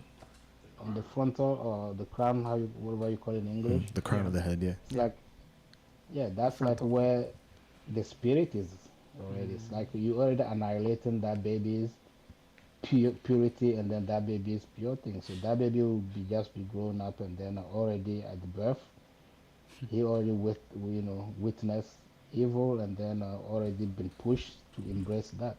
And then that baby will just grow up, that way. Do you even know why the Jews are not Christian? Because they're not Christian. Yeah, they're not. But why is that? And they don't like talking about Jesus. They don't mention him at all. You ask me why is that? We have friends that are Jew. We can ask them. Or Ituti would tell us. That's true. We can ask Ituti. We can ask Ili Shapi. Oh yeah, Ili Shapi. Yeah, you can ask. It's funny how the human life tend to be. It's just like you you put something out there. You say this is for you. That this is for us. This is for you, but this is for us. And people never understood why in the Jewish culture or belief, their culture, their belief at the same time. People never understood why they say that they are the chosen ones. They are the chosen ones, like they are the children of the gods, right? Yeah, yeah. I'm kind of checking with you guys to know the history. That's what they say, right? Yeah, that's exactly what they say. Yeah, they say they're God's chosen people, and they're like the original people of. This guy will know. They're like 12 tribes, and those 12 tribes are like the tribes who were left everything from God, and they were promised everything by God. When Jesus was at the table, how many people were there? 13. Well, yeah, originally it's 13, but he has 12 disciples. Yeah. I mean, I don't want to go into disciple thing, but when he was sitting there at the table, he was the 13th. Right? Yes, correct. On his right, you have 6. On his left, you have 6. Right? And then in the Bible, they tell you about the 666 being the devil, the number of the devil, and all of that. And then somehow they end up not talking about Jesus, and then they just like, okay, we are the chosen ones. Yes, they are right. And I agree with them. They are right. Because when someone knows themselves, and know who they are, and they have like their brain working so good in their head, they're not gonna go get baptized in the name of someone who died on the cross bleeding alive, who died in a traumatic way and dramatic way. Mm. You are corrupted already. To be a Christian, you already corrupted. You're not divine anymore. The word of the God doesn't see you. I Dang, use man, I'm Ethiopia. sorry.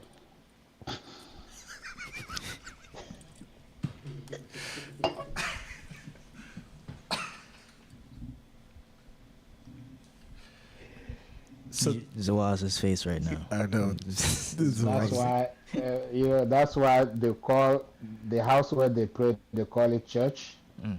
and the house where the Jews pray, they call it synagogue or whatever they call it. Mm. It's not a church. Yeah. Yeah. I'm not gonna teach you guys English here. Whoever wants to go, they can go check what church mean. Yeah, that's what synagogue mean. I want to go a little bit back to what you were saying about the vampire being someone who doesn't have a spirit, and like someone that doesn't have, because a lot of people I think will misunderstand you when you say spirit. Excuse me, Kafra. Where is that? It's you're using it to describe what people would commonly know as the soul. So Now when the soul is different. The soul is different from the spirit. Any vampire or any zombie has a soul. Okay, they have a body, they have a soul. Okay, only thing they don't have is a spirit at that moment. Blood, the purity of the blood is what carries the spirit. The spirits swim in the river of the blood. So once the blood is it's almost like a fish that's swimming in water. And once you throw the poison in that water, either that fish will remain there to die, or that fish has to change the water. So the spirit, the way the spirit will react, like the spirit will leave the body at that moment. And the spirit is what, I mean, to make it so clear for the novice of spirituality, the spirit is the spiritual manifestation of your body. So the body is like the material manifestation of the spirit. So the reason why we feel pain is not because we have nerves in the body. The reason why we feel pain is because once the body is hurt, the spirit is hurt. So now, let's forget about any physical pain, any emotional pain, or any trauma. The reason why we feel it is because the spirit is the one struggling at that moment. That you feel it in the body. So vice versa. The spirit struggling, the body suffer. The body is struggling, the spirit will suffer. That's different from the soul. The soul is something that is, anything have the soul.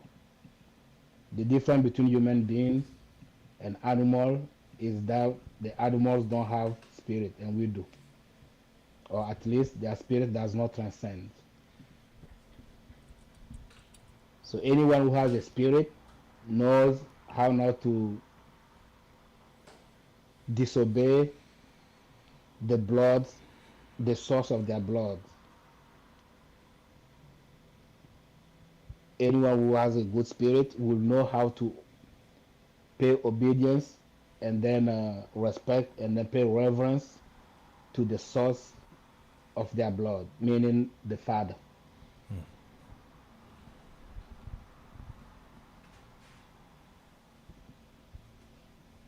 But the system, knows that very well. And then the religious and, whatever political or scientific system, they know that very well. That's why they make sure, as much as possible, human being to grow up without knowing the Father, without being close to the Father.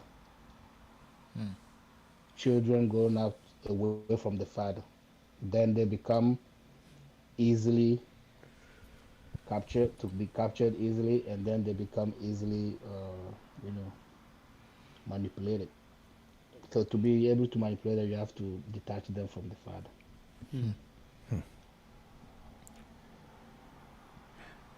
So going to the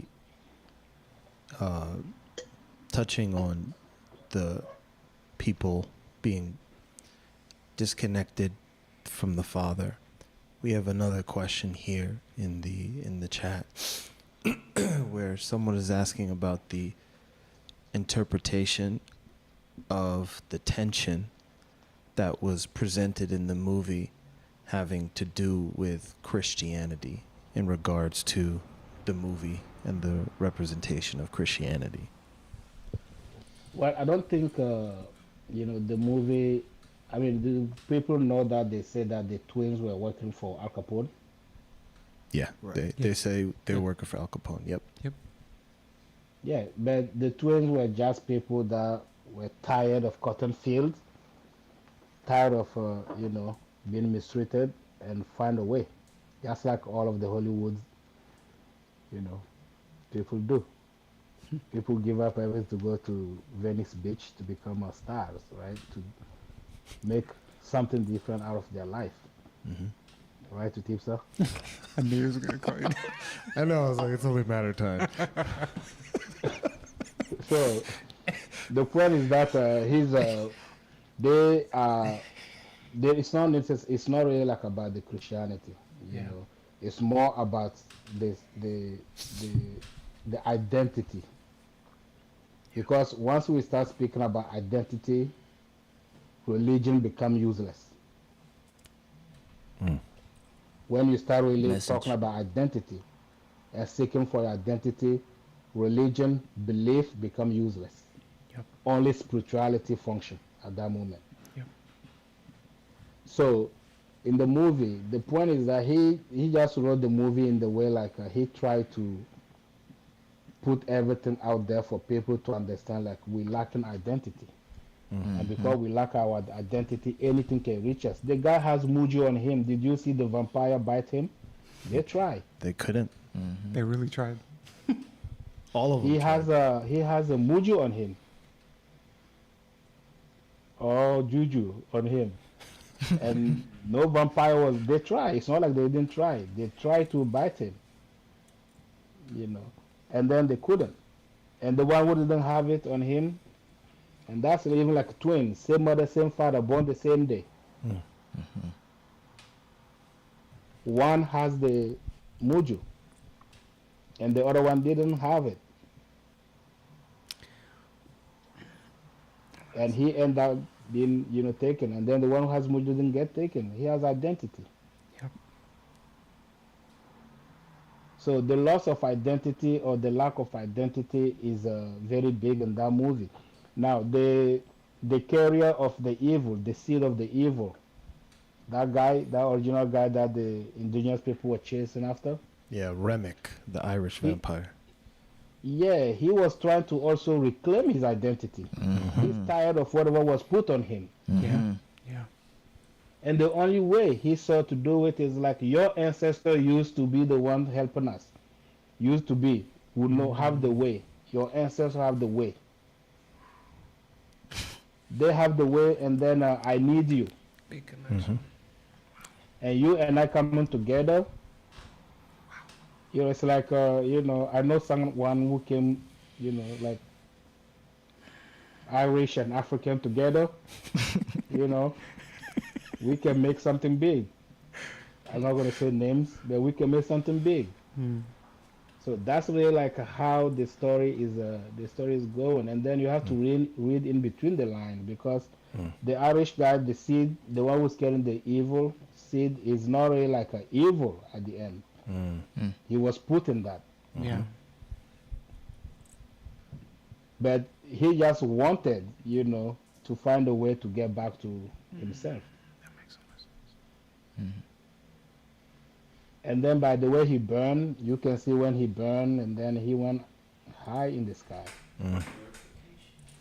He didn't even burned, fight and it. then he burned in water. Yep. But in our language, we have the concept of yendabili, meaning like the fire that's supposed to burn, even in water, it will burn. No one can stop it. It will burn even in water. So he's just the concept of identity, and we have in that movie like 3 type of identity that was manifested, or let's say 4, because some that don't even have an identity, and some that have one that was corrupted, and some that have one that was taken away from them. And in that movie, the only one who has a minimum of identity is that young boy holding that piece of guitar. So I'm not letting it go. Yeah. I'm not letting it go. I remember Master Naba telling us his initiate, his disciple, because there's many initiates that are still not good. But his disciple telling us that, whatever I gave you, hold it tight no matter what. Don't drop it. When it's raining, hide it. The rain finish, bring it out and hold it. If it's sunny, hold it as your umbrella, your shade. That young boy didn't live it. Even at the end of the movie. At the end of the movie, even the reminiscence of that evil, the white lady and then the other twin decide to come to see that young boy. Yeah. They couldn't do anything to him. There's nothing they could do to him. And if you notice in the movie, that's one piece that probably people did not see. That young boy, when he went to the church, he went back after that night, he got like a cut here, like someone nailed him, cut him. I don't know if you saw that. He has a cut on his face. Yeah. Scratches, like someone scratches with the nails. Normally, that was a good reason for him to be transformed. But he didn't change.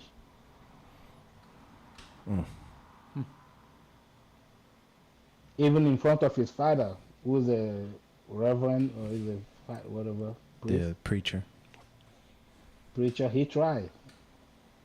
But he almost like given up on this. I respect you as my father, but giving up on this, that will never happen. Because even then, whatever he inherited is coming from his father's brother. And then between his father and his father's brother, that means someone gave up on the identity and then embrace something new. So I'm not going to follow you, even though you're my father. I'm not going to follow you who embrace something new.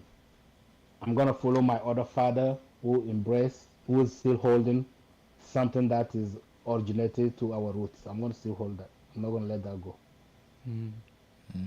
The father is a griot as well. The preacher, every preacher is a griot. They just, preach, they just sing wrong songs.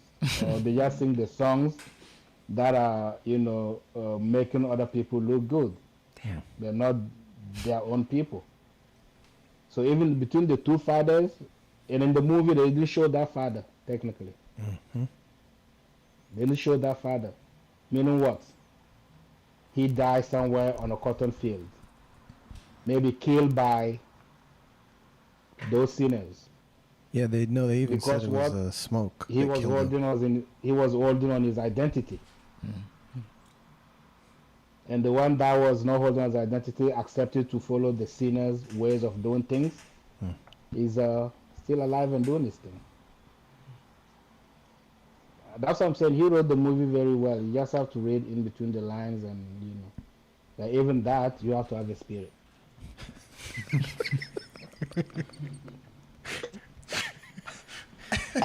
You have to be someone who has a spirit to be able to read that too. Yeah.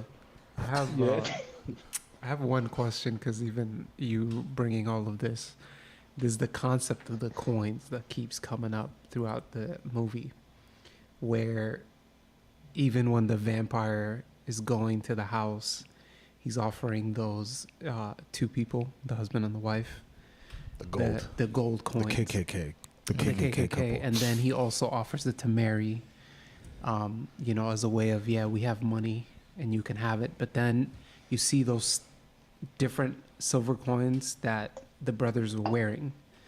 One was wearing just the coin, and the other one was wearing the coin and the juju. And then at the end of the movie, he kind of has it strapped on the gun that he's actually shooting. So this concept of the coin and the exchange and the negotiation is a consistent process that's also presented in that movie. What do you think? What do you think happened to R. Kelly? Or what do you think happened to what's the other guy? The golf guy? Tiger Woods. Tiger Woods. Yeah. What do you think is happening to all of the stars that we have in the sport, in the Hollywood, and all? What do you think is happening to them? That's the piece of exchange. That's the exchange. Gold. Or what do you think is happening to Africa? They're killing us, our people, because of that.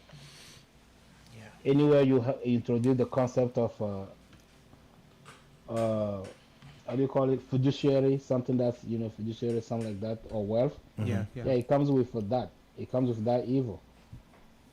It's not every rich or billionaires that gets to sleep 6 hours a night. They don't. Not because they have to work or anything. No, they want to sleep, but they will not be able to sleep. That's why they have to be taking drugs and substances and all of that to be able to escape. You sign a contract.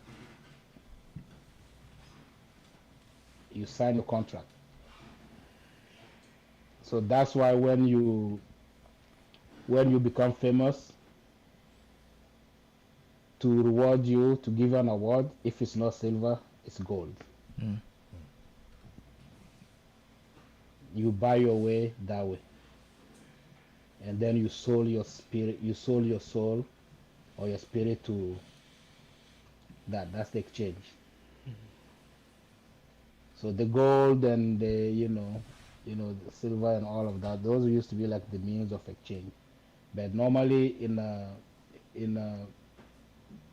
Africa, the way we used to use the gold is not for human exchanges, but more like between human and divine, because gold is considered to be like the blood of the divinities. So it's not something that you can keep in your locker or under your bed or anything like that. It's something that you venerate. Even in India, some cultures, some worship, they still go and offer gold to their divinities. So that's the way, that's the exchange. But that's more like esoteric, and how I don't want to say those names, they are so powerful. I don't want to die. How but I'm a happy dying standing though, dying for something that carries some integrity. I'm happy. I'm from Burkina Faso. So we're happy for that. But that's what they use technically, this exchange.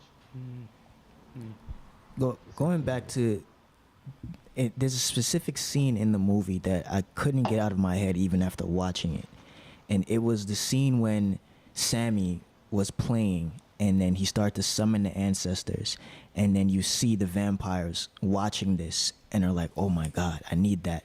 But in that scene, the building caught on fire, and I don't think a lot of people noticed this, but above the building catching on fire, there were three crows circling in a very specific way, and they were going, what was it, clockwise? And I couldn't get that scene out of my head. I'm like, yo, what are they what messages are they trying to convey right now with the crows? And it's what they mean. And it's also when he goes to the KKK house. When you look in the sky, there's three birds. Same thing, three birds above when the Native Americans, because I saw it 3 times. So each time I went, I was like, okay, let me look at different. So in the Native American scene particularly, I made sure to look up. And there's birds above the house when the Native Americans come, and then the birds leave As soon as with they arrive. the Native Americans. As soon as they leave with them. They leave with the Native Americans. And then you notice in that scene that guy is already dead. Interesting. Yeah. So yeah, I mean, I think everybody should understand the meaning of the crow, the bird, how naturally or spiritually those animals are understood. You know, because they'll go to a place where there's only evil.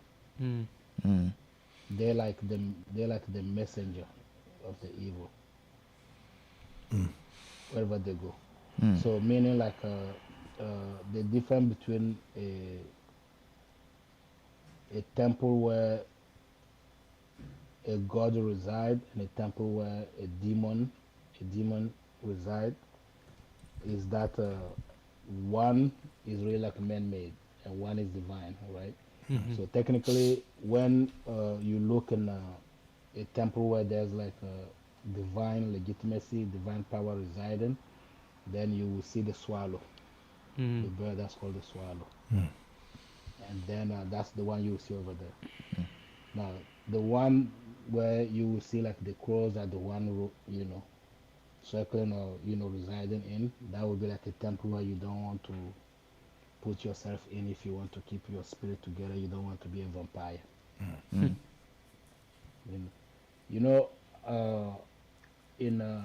I stationed in England for some time for work, and in London, there's a building where like the crows, there's thousands of them, and apparently they even have like a prophecy saying that the day the queen would die, or the day those crows will abandon their dwelling, that day the queen would die. So I haven't been to England to see if those birds still there or if they're gone. Now that the queen is gone. I'm not saying anything. I'm not insinuating anything. I'm just saying what I learned when I was there. But in our culture, the crow is not. Even that's why that bird, rarely you will see it in Merita. Rarely you will see that bird in Merita. Once we see it, we will have to enter the temple and see like what's happening. And most of the time when you see it, a baby or a child is being, how do you say it, changed. When you see that, to the point where we will have to put like charcoals. We have to make like it's like people will say charcoal based medicine. That will always be where every child will have to have them on we have to mark the child and be like, no, you can't touch this one. Whatever deaf, how do you call it, mercenary or evil mercenaries, whoever you are, whatever you're looking for, what come in this house. And every child in this house or in this village is under the divine order. And then we put the marks on them and all of that. So once you do that, they go. So they're just like the messengers of And that's if you see it by like your house where you dwell. When you see it, just start pour libation. Making your vow. I know my father, and I cannot be sold to anyone. I know my father, and he knows his father, and he knows his father, and he knows his father, and I'm the descendants of all of them. So you can buy me, and you can exchange me, and you cannot change me.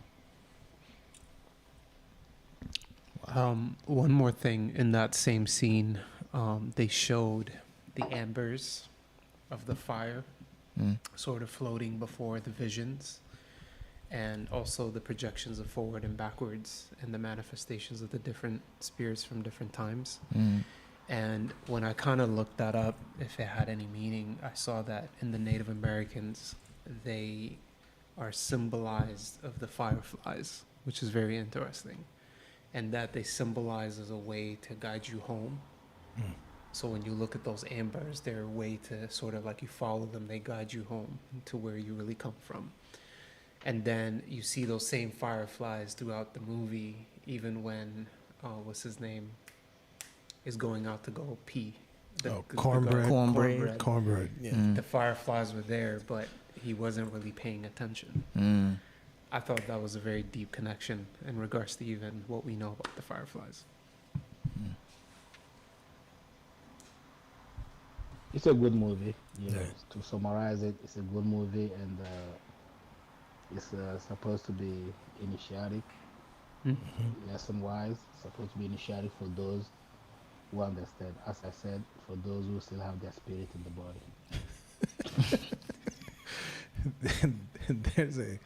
There's a question here about going back to what you were touching on of the concept of music and frequency. And the person wants to know, what are your thoughts on the influence of music in our modern world now, and how navigating the music you listen to help you evolve? To do music, either you inherited it, and then when you inherited this, you know, the ability, then you have to learn how to feed and, you know, pay reverence to the entities that, you know, are in charge. Because to use a skin to make an instrument, you have to kill that life. To use the woods to make an instrument, you have to kill that tree, another life. So any instrument that, you know, is used, even iron, all of that, you're taking from nature. So almost like how we say it, like nature does not like emptiness, the universe does not like emptiness. So if you're using it to become a, you know, a griot, because to be a griot, it's like a lineage. It's not just like anyone can wake up and because you know, Jay-Z sings well, I want to sing like Jay-Z, I want to imitate him, or 50 Cent sings well, I want to imitate him. No, it's not about that. Or because I love Ja Rule's voice, then I can just imitate him, and then, oh, no, it's not like that. So you have to have the ability, you know, and now if you don't inherit it, then you have to be initiated in it. You have to be initiated in it, and then you also have to learn, you know, how to pay reverence to those, you know, realities that adopted you in that kind of you know, gift. So spirituality is through music and through the vibration and all of that. So anytime you hear the wind blowing, it's spirituality. There's a message coming. Anything, you know, you hear something fall and then make the noise, there's a message and all of that. So technically, it's I was involved in an accident once, in a car accident that was supposed to be bad, and actually some people asked me like, how did I know that this was about to happen? Because I was able, obviously I'm alive, so I was able to avoid it. So many ask, and I'm like, just the sound. Because being in my car, even the music playing, and just with the sound that I was hearing, so I was listening to the sound that was happening in my surrounding, and then I knew that, you know, an engine is having a problem, and then that engine is gonna be, you know, getting. So by the time I react, you know, I see like something was happening, then I was able to avoid. So sound is like, you know, that's why we say sound. You know, it's like something that is coming from, you know, above, that's supposed to be guiding us. Now the ancestors that, you know, developed the gift of the become like the griot are more like, you know, people who just now learn how to honor those realities that are dwelling in the wind, and then the vibration, you know, and then learn how to put the rhythm in everything to stay in tune with them. That's why you stay in tune, or to tune up, you know, your drum, or to tune up so you can, you know, rhyme to whatever is, you know, is happening, the reality that you want to manifest. So music nowadays, hmm,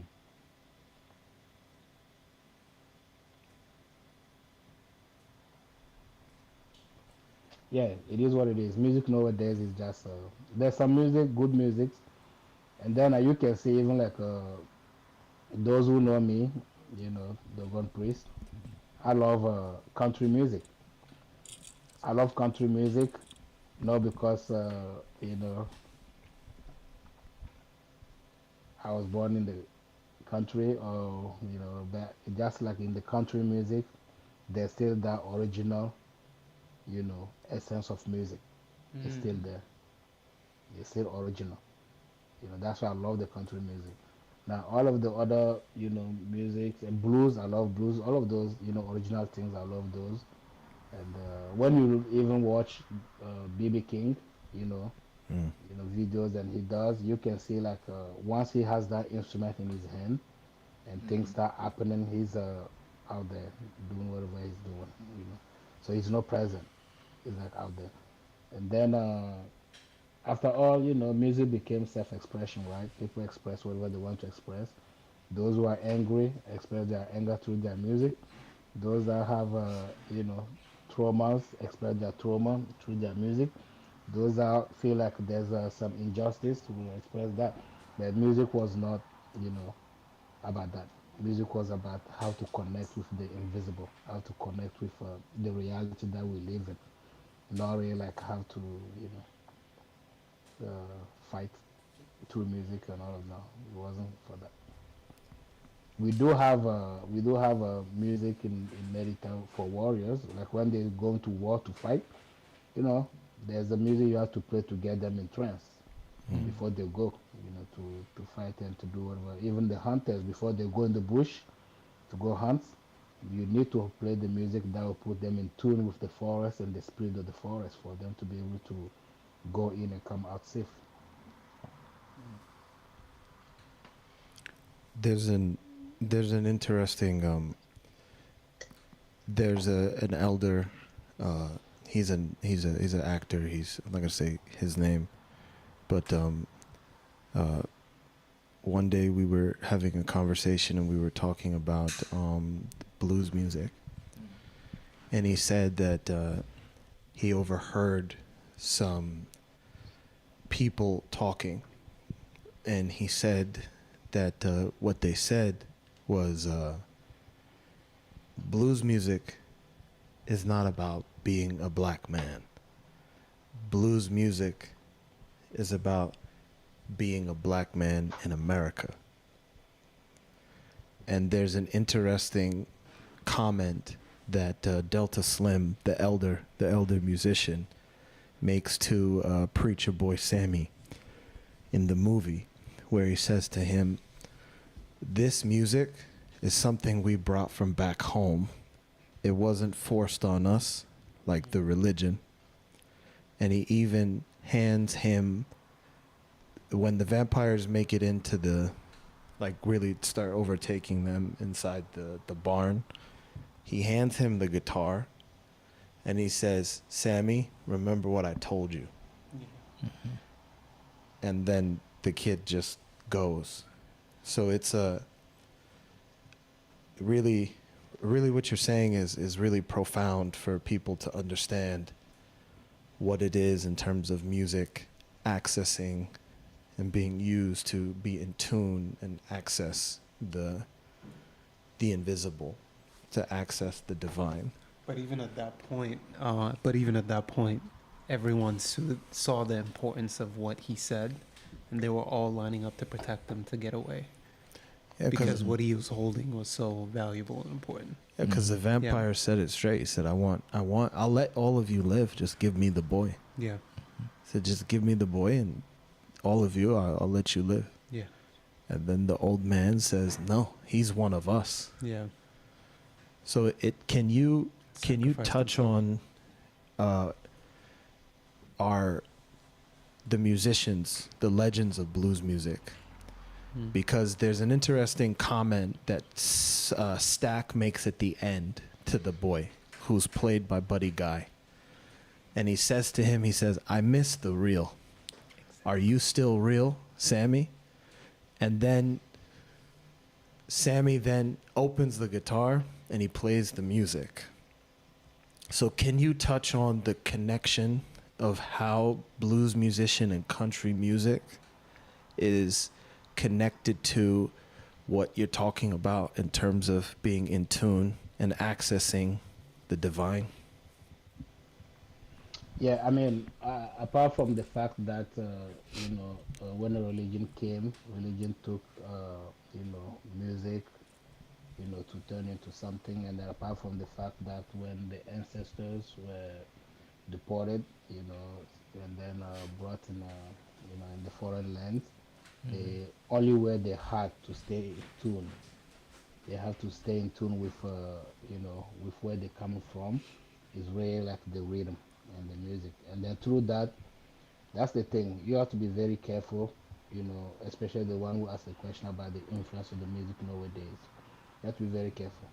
When ancestors, after the plantation or after the farmlands, and then they eat dinner, if they get some, whatever they get to eat, and then they sit and then they enjoy playing music and singing and, playing and all of that. At that moment, for them, that was the only way for them to have the vision of themselves back home. That's their way of releasing the nostalgia that they were experiencing at that moment. Because through that music, that moment at night, they find themselves around that fire. They find themselves, transported, or teleported, all the way back home. They were still, all of that, and that's why they wake up in the morning, recharged again to continue doing what they were doing, what they were forced to do, and all of that. But nowadays, the music we play is just like, whatever we play. Now, the blues, those people are highly gifted, and for sure, they might be like the descendant, some of them might be like the descendant of those, those great griots and all of that. Because even for a good king to sit on the throne very well, they need one of those griots to be telling them, whatever is coming. Uh, Even when the griot, even nowadays, when we go to Merita in the villages, and you go to visit, royalties and all of that, there's always a drama, or there's always someone, a griot there, that will, be putting the incantation there. Where like already what you bring in, the king is sitting on his throne, and he's already know what you're bringing or what's coming with you and all of that. And then you get to be treated the way you arrive, right? So the blues players were, very gifted. I love listening to blues. I love listening to country music, because anything that they're doing is there's still that connection of the originality, and then the spirit is still there. Where like they just don't play just to play. It's still present in them, and then they do actually a great job. But the one thing is that in the scene or in the movie, there's a scene where like the Chinese couple, the Chinese couple, and as you can see, the twin were in good terms, almost like partners with the Chinese couple, and that shows that even the Chinese have been in America as long as the black people have been in America too. It's not nowhere there that Chinese come. When we consider the recent events, talks, in the White House, where like let's kick them out, the reason of this, the reason of that. Let's kick those Chinese out. Those Chinese are our problem and all of that. No, there's only one person that's a problem in this situation. That's the one that decided to come after everyone arrived, and they claim that they discover the land. So the natives, when you hear the natives, Native American, when you hear them in their ceremonies, they always have fire, right? And then they have like the music as well, and then the sound, like the voice, the speech. You know, I don't understand what the speech say, but when you're in the presence, you know that they are, trying to connect to the past. So the music supposed to really connect you to the past. The music is not something that is like your self expression, or your futuristic expression, all of it supposed to connect to the past. And now we turn into romance and sentimental, and then emotions and all of that and all of that. They're supposed to really connect you to the past. And then once you play music that connects you to the past or connect you to nature, that music end up really become like something that will never die. It's like Bob Marley. Yeah. Music will never die. Mm-hmm. The music he played will never die. It's gonna keep going, even though he was killed. But whatever he left behind will continue. You listen to it. It's like you listen. It's almost like it's the first time that you listen to it. Mm-hmm. Even though after 100 times, you still feel like that's the first time you listen to it. See? So the Chinese couple was a very big part of his description of that movie, where like he made sure to reveal some secret there too. Like those people were here before even like the one that claimed like they know welcome here. And all of the people that came on this land, it's not like when they came they were in antagonism or in tension with the original people of this land, because all of them speak the same language, meaning like the natural language, the spiritual language, all of them speak that. There was harmony until someone came and then I'd be like, okay, all of you, you have to become my slaves. You have to work for me. Mm-hmm. And I have a lot of money. Yeah, That's why he's like, really? Maybe, Smoke wanted to preserve his life. But somehow once he mentioned like I have money, you think this is about money? Yeah. That's a big statement there. You think this is about money? Mm-hmm. Mm-hmm. This is not about money. This is about identity. Mm. Yeah. And it's so interesting because when he's seeing Annie and he's seeing his daughter and he's like almost like slipping into it, it's almost like the guy tries to pull him back into the material and is like, I have money. And then by the time he realizes like he was like in between like the invisible realm and the material realm, by the time he looks at him and then just unloads the gun, it was so spot on. Like you said, it was about identity, because the whole movie they're trying to define their identity, and they're talking about how they're searching for the freedom. Mm-hmm. And that's why Smoke tells Sammy, he says, I know what you're looking for. And what you're looking for, you're not going to find it in America. And he says, well, I'm going to go up north. And he says, we already tried it. And I was hoping that they would just spell it out, like you said, and have the courage to say it, where they would end it with them going, one of them maybe going back to Africa. Like Sammy, at some point, like we see him going back to Africa. But I just think he didn't, like you said, I don't think he had the, I don't think he could have done it without really kind of like having to deal with black people looking at him a certain kind of way. So I think he kind of caved and gave in.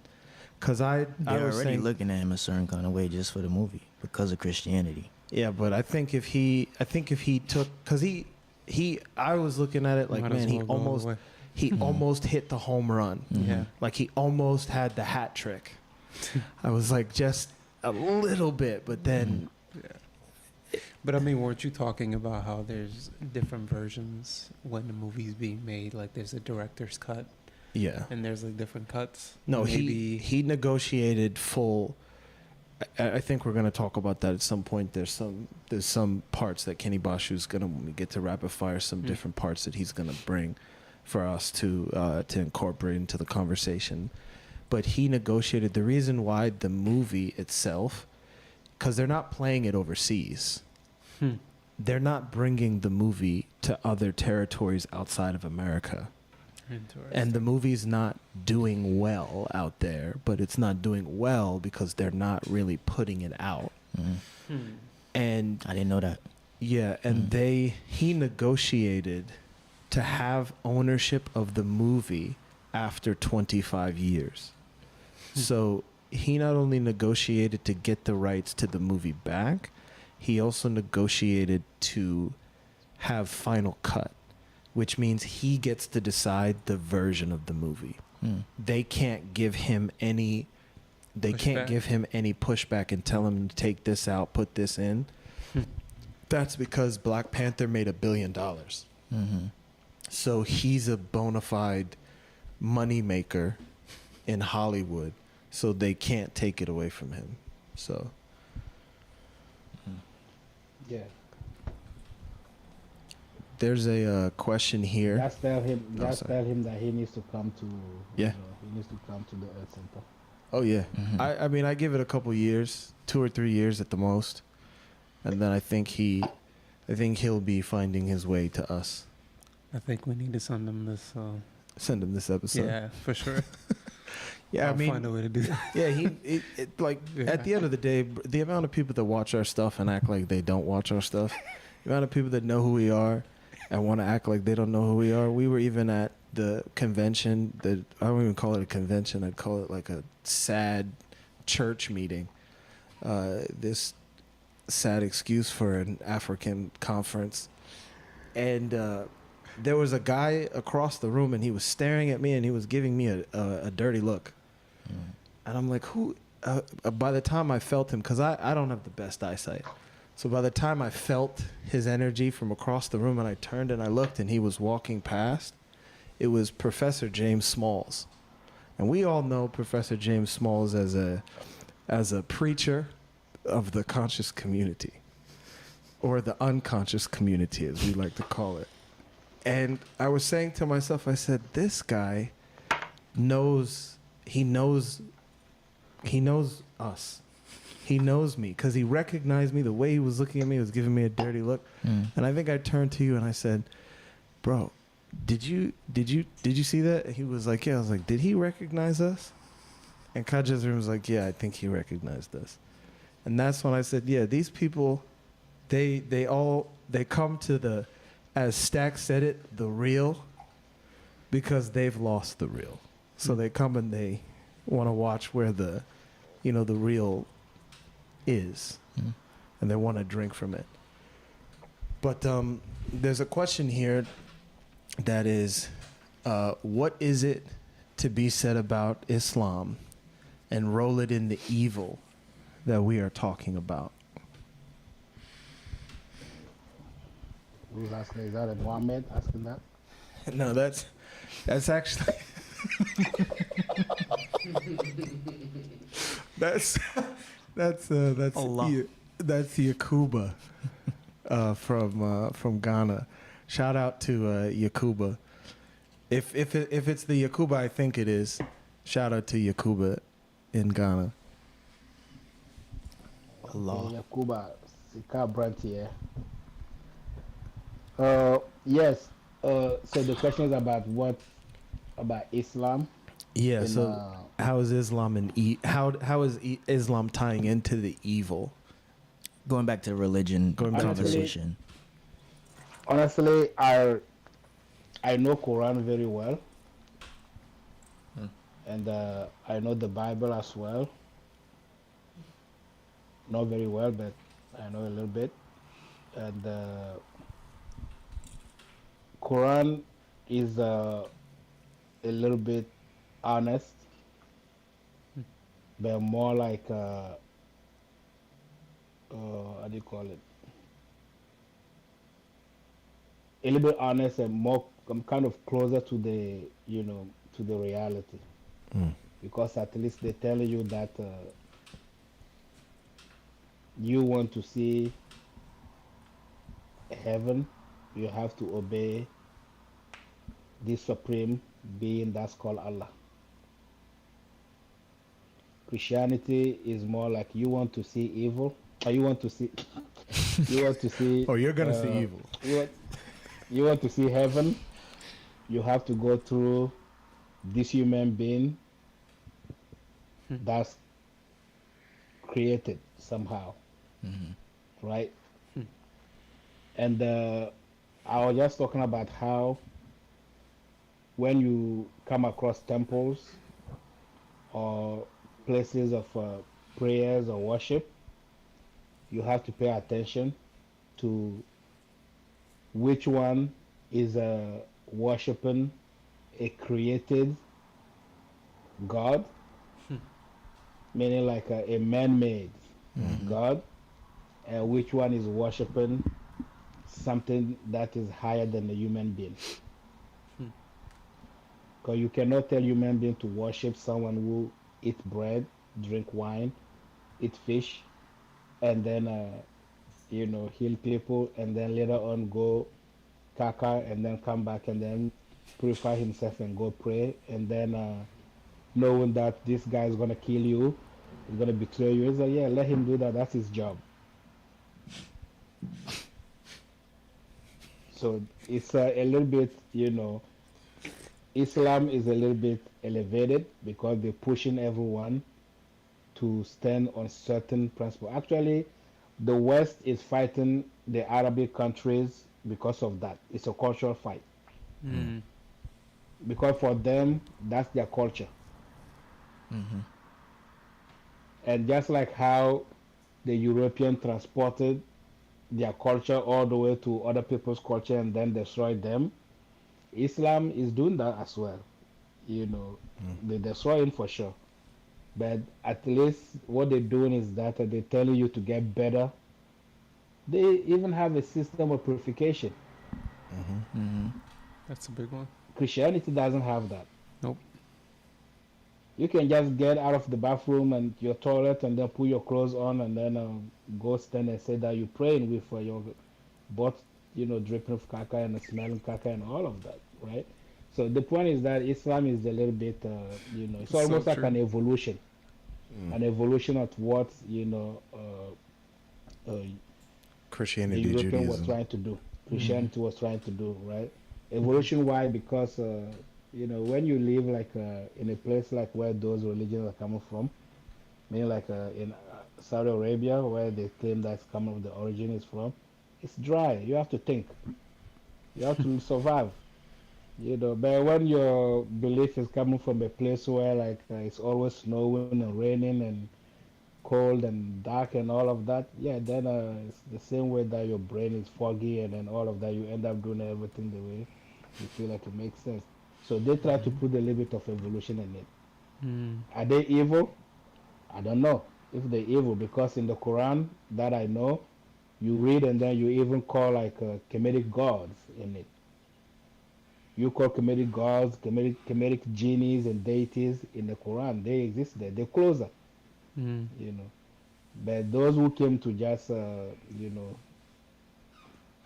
the blood and then burn and, kill and all of that, and then rape and all of that, those are the ones who kind of, finally have to rewrite the history and make themselves be something that they're not really. How many European household do you see they practicing religion or Christianity? No, it's like almost like probably 5% of those who claim that they own Christianity are the one practicing it, and 95% don't even practice it. And then, as cursed as we may be, then we end up being like 95% of us practicing it and then rejecting our own identity. So the Arabic culture is a little bit, rigid and disciplined and closer than closer to nature and closer to, the reality than the whatever is in the Bible. This is one of my favorite questions that someone has put in the chat, and it's what's the symbolism of the snake? And the person said stack, but the person that actually kills the snake is smoke. Yeah. So what's the symbolism of the snake in the movie? and smoke killing it? When I was the person who went to the movie with me to watch it, before they left, the the preacher told his son, if you keep doing whatever with Dancing with the devil. Yeah, it says keep dancing with the devil, something, yeah. He'll follow you home. He'll follow you home. Exactly. But that's the biblical version of what the snake represents. Yep. But the traditional or Kemetic version of what the snake represents, it's actually supposed to be like a good omen. Mm. So if the twins, if they were closer to their identity and then they had the wisdom and they were properly initiated, educated, that's a travel that they're supposed to cancel. They're supposed to cancel that travel. They shouldn't, because if I was traveling with you, one of you, and then we go, we prepare, we ready, we're about to hit the road, and then the snake is happen to be there, I'm not gonna kill it. I'm just gonna let it go. But then I'll be like, guys, let's go back to. We'll move this trip, and then we're gonna go next day. And he says that. So that's how Smoke says that's how nature speaks. Yeah. Yeah. He even asks. So He the says maybe symbolism, we like, should they stop shouldn't it. have traveled.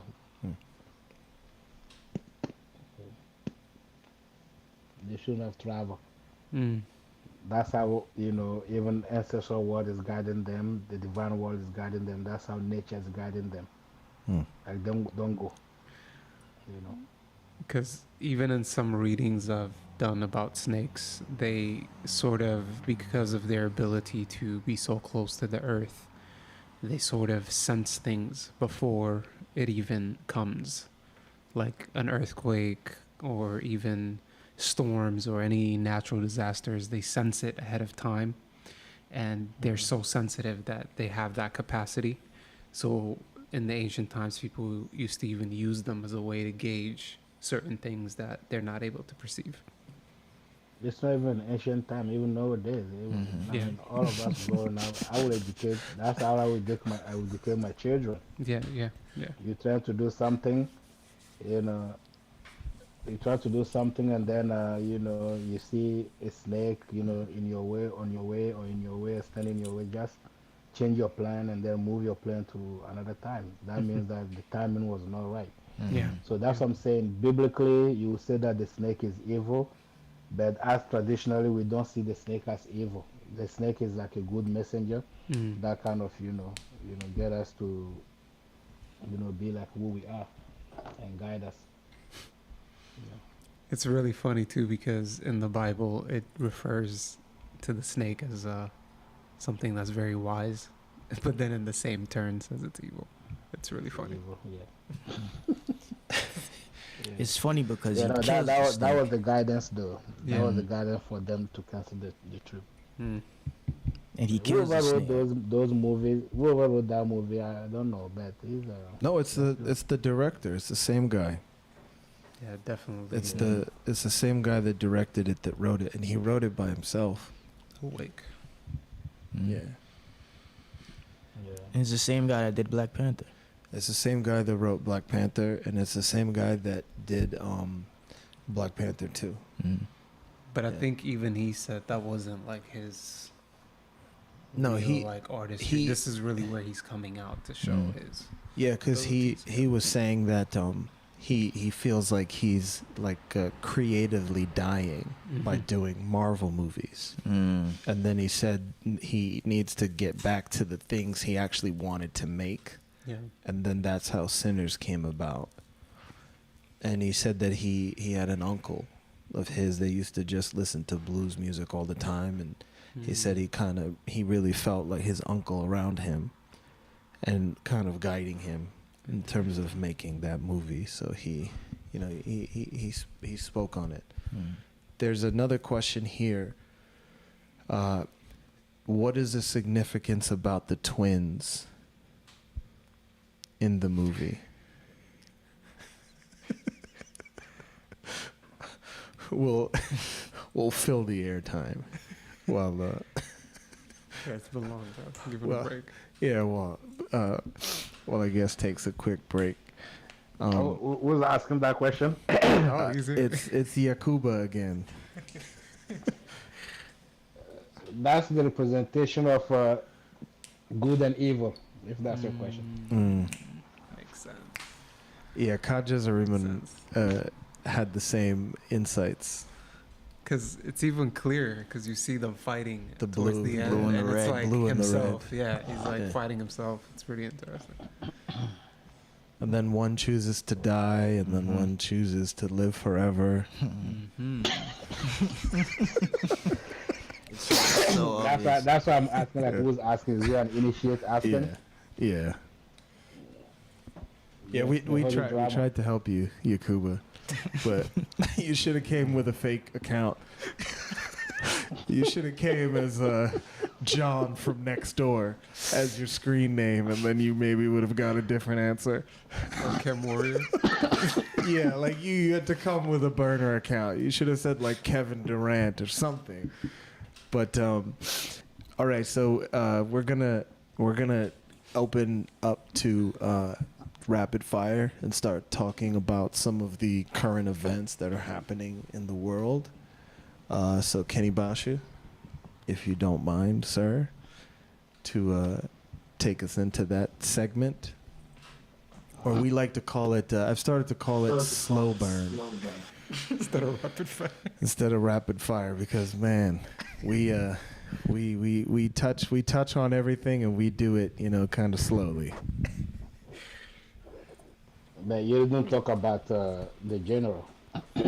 Oh yeah. Oh no, don't. I think it's coming. As we speak about good and evil, and then holy drama, and then all of that. We spoke about the good. We have to speak about the evil.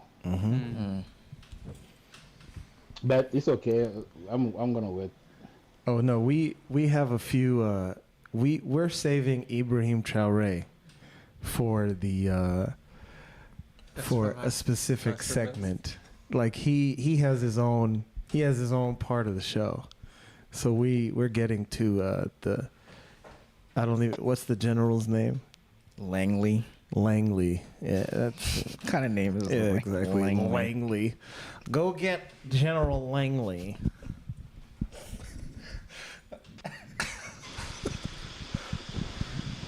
Joy, you guys can hear me? Yeah, we can hear Yes, you. you're coming in clear. Okay, cool. So, let's see. First up, we have the movie deal that made Hollywood lose its mind. So, as you were touching on, just to go into some of the specifics about the deal that Ryan Coogler made with the rights to Sinners in 2050, thanks to an advantageous deal he made with Warner Brothers, Ryan Coogler will own the rights to Sinners. The contract gave him final cut and a piece of box office revenue right from the start. Owning his movie about black ownership in the Jim Crow South Mr. Coogler has said a non-negotiable. Since the film came out, the contract stipulations have been much discussed, even controversial.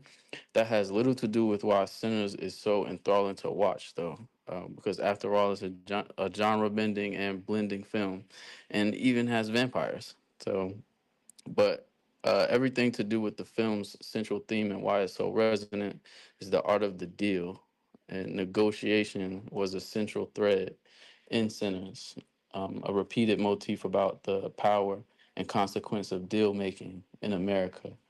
So you already touched on it, but it just makes perfect sense that he would make a movie that had a central theme of negotiations to actually negotiate his way into making something that could actually help to free his people or have people go in the direction of what he knows he needs for himself to be able to negotiate his way out of this crazy place. There's an interesting aspect of negotiation that a wise a wise man was saying recently, and he said that France went to Ibrahim Traoré, and he said, "Okay, well, we want to maintain like good relations with you, so we want to, keep the military bases." And this genius said, "Okay, what about your relations with America?" Boom. He said, "Do you have bases in America? Do you have military bases in America?" And they said, "No." Gunshots. And he said, "Okay, let's maintain the same kind of relationships Like, thinking like person. that." Straight up. So I think what you see now in this day and age is people are willing to stand for what they actually know are values and the integrity, and they're willing to negotiate and say, "Okay, you might be whatever you call a superpower in the world, but we're not gonna, you can't buy us. We're not just gonna sell ourselves for you." So Yeah, for the people who know what we represent, meaning like the people who have spirit, their spirit in their bodies, that know what Makiru Mafanaba brought to this place. They It's high time for all of us to understand that the time where money and weapon power, like a destruction power, control the world is finishing.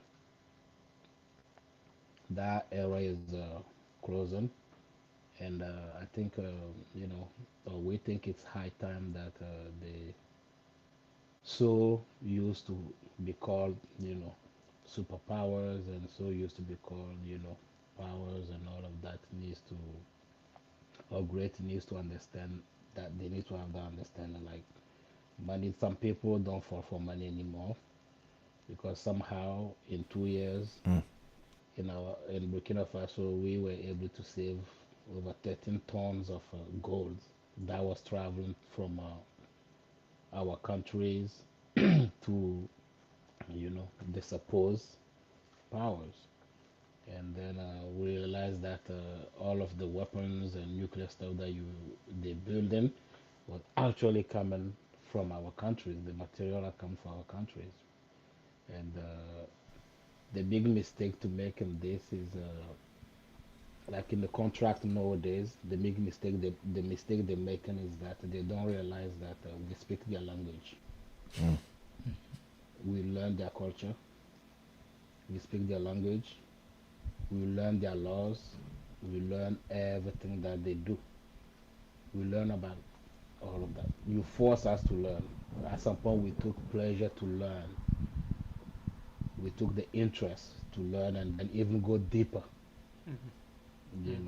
So Africa has a lot of big brains and big, intellectual people that are like,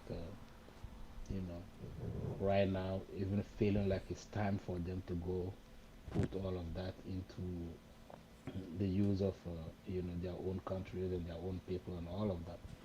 So that era is closed, and negotiation has to be like we have to be buddies, and then have like a clear negotiation. It's not gonna be like one the other person has more muscle than the other one. Now the muscle in the head, in the skull, that you were telling us that we didn't have, we learn how to grow that muscle.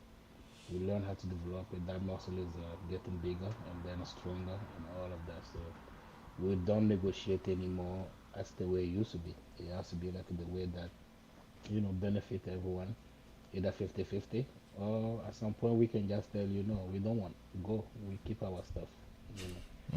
So the way he negotiated the deal to even produce this movie and all of that kind of actually interesting. It's kind of encouraging, you know, because how many how many time that we have big things that we produce, and then someone end up being like the owner, Mm. and I mean simple chocolate, cacao grow in Africa, the coffee grow in Africa, and then somehow we don't even have chocolate, and then they have chocolate, and they come and sell it, the waste of the chocolate as chocolate, and then they keep the real chocolate with them. So it's a situation where like some people call the Earth Center a cult. They say we're cults, and some people feel like we're into some black magic and all of that, and we do evil and all of that. Well, I mean, if it takes evil to deal with evil, that's what we're gonna do, and if it takes good to deal with good, that's what we're gonna do. So technically, uh, we don't count on the nuclear powers. We don't.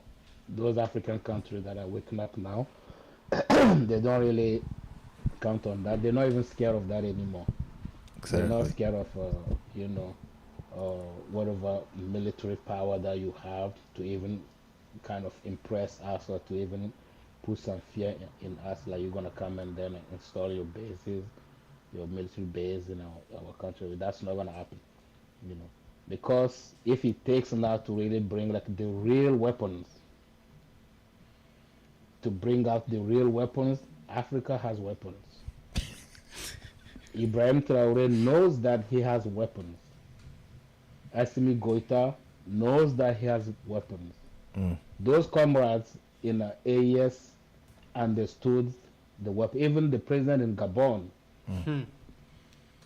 during his, how do you call it, when he take the vow to become a Inauguration. president, inauguration, yeah, he made sure to show to the rest of the world like we have weapons. He came out with traditional stuff and all of that, and even brought the skin of a leopard, or I think it's tiger or whatever, with a broom. Mm. A broom in our culture means a lot. Either you stand with us, either we clean you,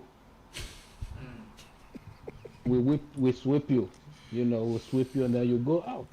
That's the symbolism of everything. Africans don't do things randomly. People think that, I mean, like that General Langley think like he can just sit in the Senate and then speak the way he's speaking, and what? Like he's gonna scare us with NATO stuff and all of that. No, that doesn't scare us anymore. That doesn't Mm. scare us anymore, because during Hitler, the time of Hitler in Germany, that works. First World War, Second World War, that works. Those things work. But now it's not gonna work, because you don't want African to bring their weapons out, Mm. because they're not visible and they don't spit fire. They're not visible. So it's just like that the mentality. That mentality where we used to feel like they have technologies, and you don't want African to bring their technologies out. No, you don't. And that's why, like, even to say like we are cults, yeah, if you can So use your what? weapons to kill, Yeah. and then the cults, then yeah, we're gonna use ours. At least ours doesn't spit fire. They go silent. They go like the wind. You know how ancestor put it. Yeah. A deaf person, Mute. Yeah. a mute. Thank you. So that's how we're gonna function. Can you put in a good English for people so they know what I'm talking about? I mean, at the end of the day, if you slap us, we're gonna slap you, but you're not gonna see the slap that's coming from us. You're just Or gonna where be, it's coming from. you're just gonna be over there suffering.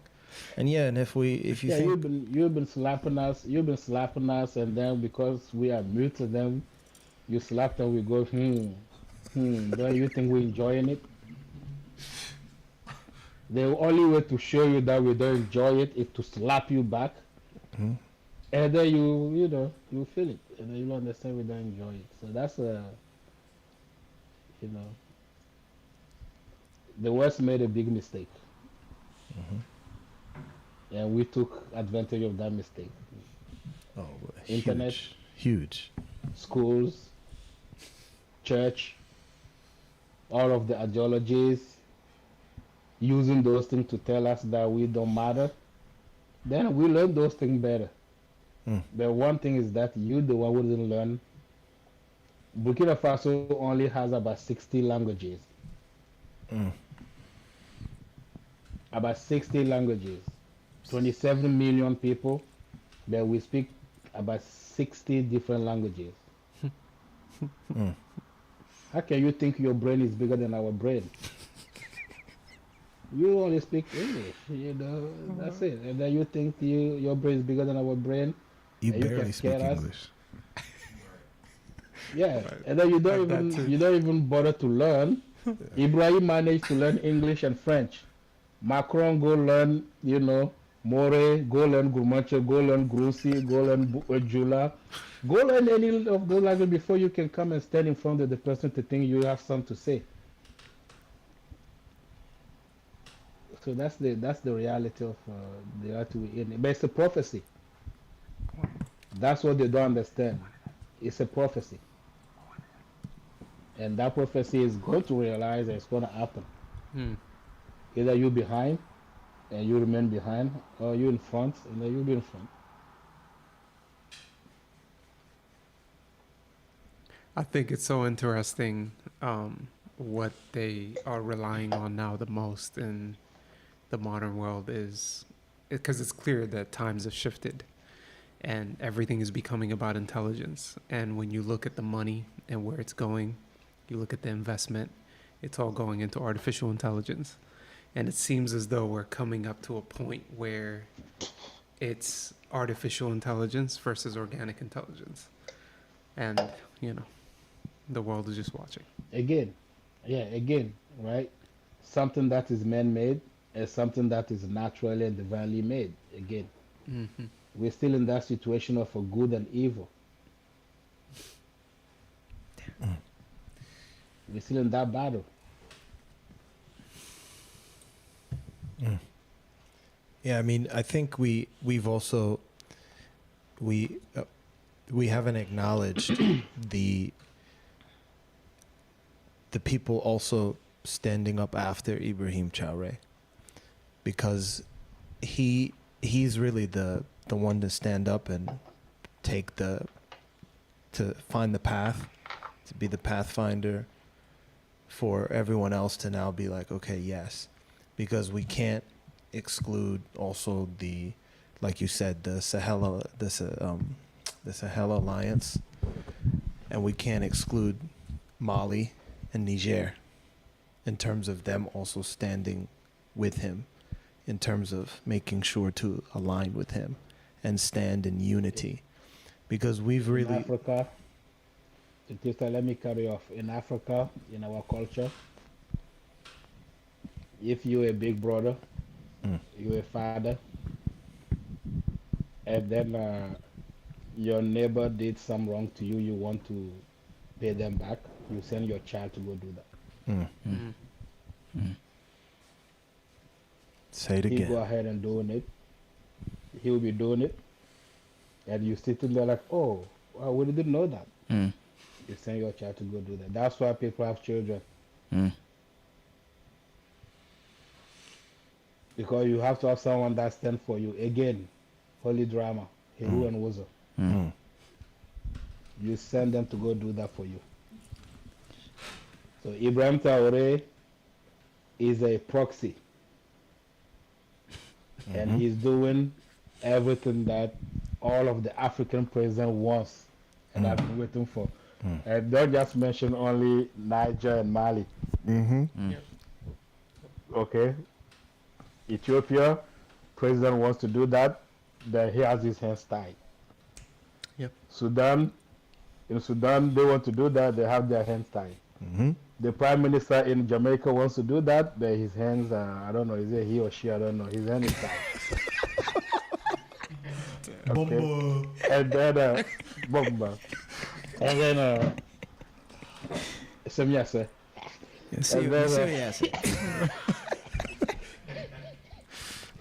And then, probably the prime minister in Canada wants to do that, then his hands are tied too.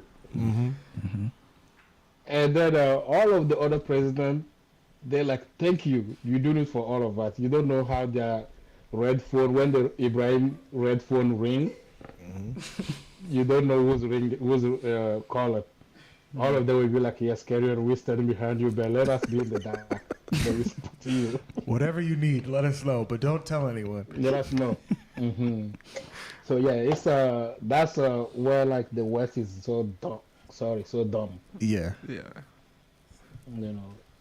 That's where the West is so dumb, because it's like, what? How long do you think this is gonna be? Exactly. Just because you see one, like you said, just because you see one, there's always one person that has the courage to speak out, but then it's what everyone else is thinking that doesn't have the courage to speak out. So when you see one person being like, I don't care, I'll speak out, I'll do it, everyone else is like, just know that there's probably 99 other people in the room that think the same exact thing, but they just don't have the courage to come out and say it. Honestly, I don't know how the politicians function. That's what I'm saying. When you function based on desires, you're just irrational, and you don't have a reason anymore. Like African, after everything we went through, you send us a black general. Exactly. Send us at least someone who look like Beyonce, Rihanna. Ibrahim Traoré may fall for that. And have a few You kids. don't send. Oh my god. This is funny. I don't want to say it, but you don't send someone. Send us someone. Even you can go and then how do you call it? The lady Taylor Swift. You can send that lady. Send us someone. Taylor Swift. Africom, really? Africom. You're gonna send the black guy because it's Africom. African command. Then you put a black guy there. I say, oh, that's the one. Put someone who looks good. Even if it's not she, put someone who is a he. Like in a nice suit. At least we may be like, let's see. Put a white guy there. Exactly. To at least impress us. At least we look at him like a foreigner. A foreigner to impress us. You don't send someone whose trauma is bigger than ours. I said it. Well, I think it goes to show how much they don't understand the psychology. Not even the psychology. They don't understand the thinking of Africans, because they fucked up royally. Because at least my brother-in-law one time said, he's Sudanese. He said to me, because I have different brother-in-laws from different parts of the world, and he's Sudanese. And he said this to me like 10 years ago. He said, I don't understand what it is. He said, but in certain parts of the world, he said, when you have an American passport, people look at you like you descended from the sky. And at least what they could have done was play on that in Africa. Is that they could have brought someone that looks like a complete foreigner and is so far removed, because at least you could have played on the hospitality of Africa. Whereas that we're going to look at the person and then show at least, the respect and the consideration because they're removed from us. But they just really fucked that up royally. I think he said it in an interview in Russia too. When he was speaking about it, the interviewer asked him about the general's comment, and he said what hurt him the most was not even what they said or they accused him. It was that they sent the black man. like he said it on live Russian TV. He said it's the fact they sent the black man. Yeah. Ibrahim Traoré said that because that's so annoying. Yeah. Like, I mean, you don't choose. Actually, if I was the president of Burkina Faso and then I'm gonna send someone in America to be an ambassador, I'm gonna choose, someone who has a mother that is a American and then a white lady, and then he looks at least like some Americans, right? Yeah. And then what would they do? Do you think they will accept him? No. I will send someone who looks totally different, with a little bit of charm. I think he will get to do the job properly. And then you send that someone who doesn't even have charm. African, we have something very important that people need to understand about us. Because you look at that and then you think we might be dumb or we don't know what we're doing. But technically, hospitality is one of our big pillars in our culture. We prefer giving you our food than to starve you. We'll give you our food and then we will starve ourselves just for hospitality. Now, on top of that, there's something that's called charm. That's why even the way we talk, we have charm. Even when you see Ibrahim Traore speaking, he's always have that smile on his face. It's not like he's angry with anyone. He just have that charm there. You have to have that. It's like, sorry, but it's too late.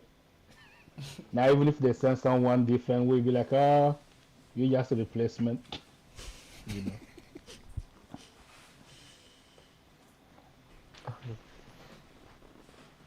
Kenny Bosch is going to give us the next one.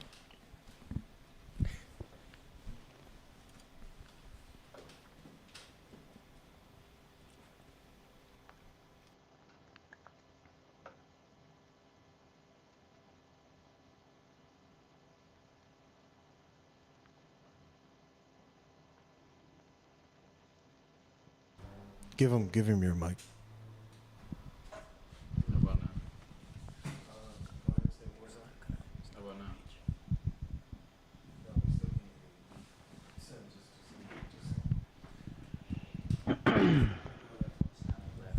Okay. Well, I think they can hear me. Yeah. I was gonna say honestly, at this point, I don't think Rapid Fire is doing any justice. We've like knocked out all of it with what's been said. This is Well, Can you bring some of the Ibrahim Traore stuff? okay. Yeah. I mean, we don't have to do the center stuff. But we can touch on some of the global stuff, and then we can also talk about the Ibrahim. It's okay. So, they can hear you. Demonstrators. Did you say the Ibrahim Traore? Oh yeah, hell In yeah. English, that means a lot. We need to make sure to acknowledge him properly. Yeah. So, supporters rally after a claimed coup plot was happening. With placards bearing slogans such as "Down with Imperialism" and its local lackeys, and full support for President Ibrahim Traore and the people of Burkina Faso, they gathered in a central square in the capital Ouagadougou. It was one of the biggest pro-junta demonstrations since Traore seized power in September 2022 in the Western African country, which has been battling jihadist attacks for a decade that have killed tens of thousands of people. On April 21st, the junta claimed to have undone a major plot planned by masterminds in neighboring Ivory Coast with the arrest of several top army officials. Traore has regularly accused Ivory Coast of harboring its opponents and allegations its neighbors reject. Over more than a year, the junta has detained several dozen military officers, including former Gendarmerie Chief of Staff Evra Samda, accusing them of plotting or attempting to destabilize Republican institutions. Yeah, this looks like a really big rally. Like, there's a photo here. I wish I could put on screen, but this is amazing to see this many people on the African continent rallying for their leader. It's like I said, at this point I don't think that there's much more to say. Well, it's interesting because I was talking to my dad a couple weeks ago, or like I don't remember, and my dad, because my dad knows I've been traveling back and forth to Burkina for some time, but he didn't really like understand why. And he happened when I was visiting him like a couple months ago or something like that, and I was telling him about Ibrahim Traoré when I was there, and so the other night, in like the middle of the night, I get a text from my dad, and I'm like, oh, I hope everything's okay. I look at my phone, and he's sending me a video of Ibrahim Traoré, but he's sending it in the group chat between me, my siblings, and our like a few different spouses and things like that. And he's like, "Is this the guy you were telling me about?" And then I'm like, "Yeah." And then he's like, he just like immediately. Then the next day we're on the phone, and he said, "I didn't know that." Like he was like, "This is where you're going." He's like, "This is how this guy is standing." And then we just had a beautiful conversation. And he said, "I wish we had a guy like this in Sudan and the rest of Africa." And my dad's in his 60s. No, my dad's in his 70s, and may he live as long as possible to see his great-grandchildren. And he said to me something, and he said, "But you know the problem is with other parts of Africa?" He said, "There's an identity crisis." He said, "When you look at Sudan," he said, "the problem is the people in Sudan think they're Arab, but they're not Arab." And he said, "And they will never be Arab." He said, "But they are trying to identify with the Arab aspect so much." And I saw something the other day. There's this guy. He's like a Muslim intellectual, and he's always picking apart. You know who I'm talking about? I think I sent you one of his videos. Yeah. And he's always picking apart America. I love it. I love his videos. But I actually wanted to ask Nabo a question about that guy. It's funny you brought him up. Yeah, we could, because the guy, he's not in Egypt. No, he's Fulani. He's the light-skinned guy. That light-skinned guy. That's why I wanted to ask the question. Yes. Oh, we'll get there. We'll get there. Just keep going. Keep going. You're like one for the Fulani. No. It's not even that. So he was saying something, and this is when I was like, "Yo, this is huge." He said, "Ibrahim Traoré is the best thing to happen to the world for Africans and Muslims." And I'm like, hold on. I was like, I've never seen the Arabs ever claim Africa in any way, in any regard, trying to identify with Africa. And now all of a sudden they're like, yeah, Ibrahim Traoré is the best thing for the Muslim world and the Arab world. And I'm like, hold on. Since when are you guys trying to claim Ibrahim Traoré? You're trying to claim things from Africa. And it's funny because he even pushed it further, and he was like, you guys think you can claim him for just being African. Screw you and your CIA operative of Pan-Africanism. When I saw that, I was like, whoa. These guys are on a whole nother level. Like, what is this?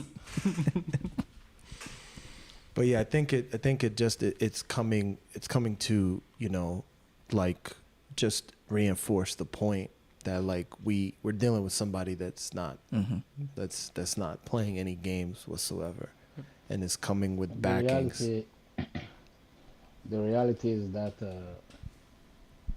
my father told me,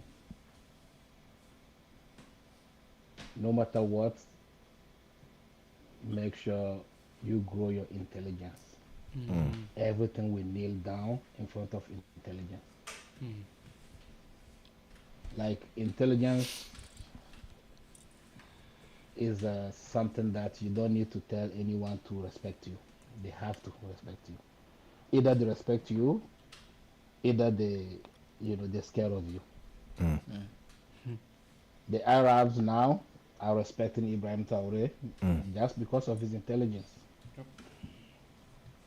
The Western countries are scared of Ibrahim Traore because of his intelligence. That's what intelligence does. No matter what, just be intelligent person. Meaning like have a devotion, have something that you're standing on, and have devotion for it. Don't let small thing or big thing come and then challenge that for you, and then for you to run away or give up on it. Then you're no more intelligent. Because intelligent people have vision and they see far. Before even you get to them, they know what you're thinking. They know what you're saying. They know what you're looking for.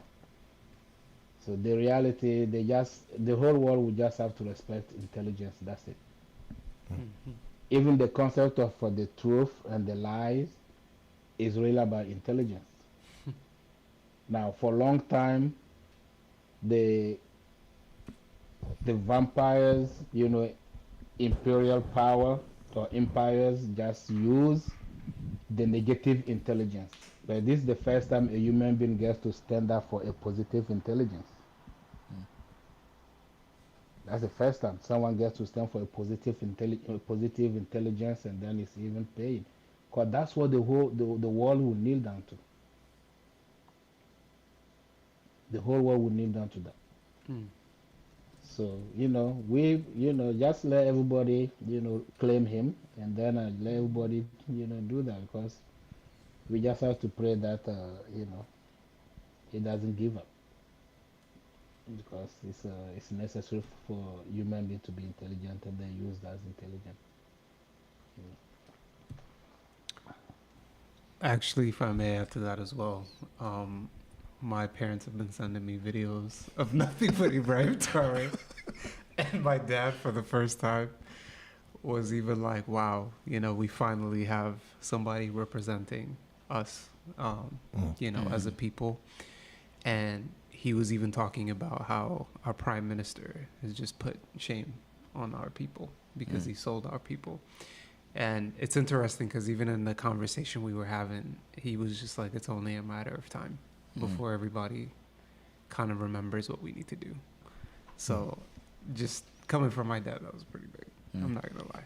So, well, I think it's beautiful when you think about what it represents in terms of the older generations in terms of coming from Africa, because they definitely bought a dream, and they were sold a dream, and they bought a dream that it was outside of Africa.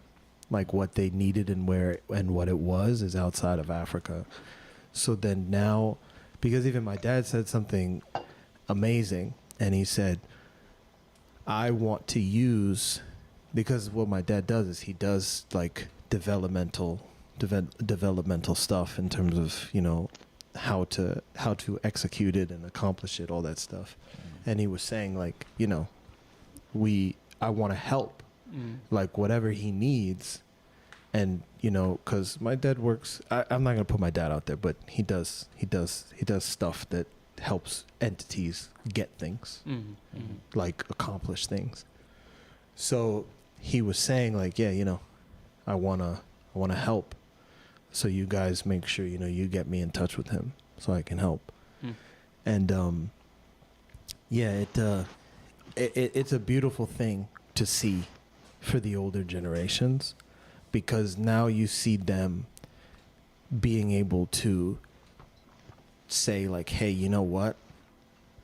We can finally like, have a pride in someone standing for Africa and someone standing for where we come from. Because my aunt told me the other day, she was at the grocery store. When she was at the grocery store, my aunt lives in Houston. And I don't think you guys have met my aunt, but she's definitely a scary person.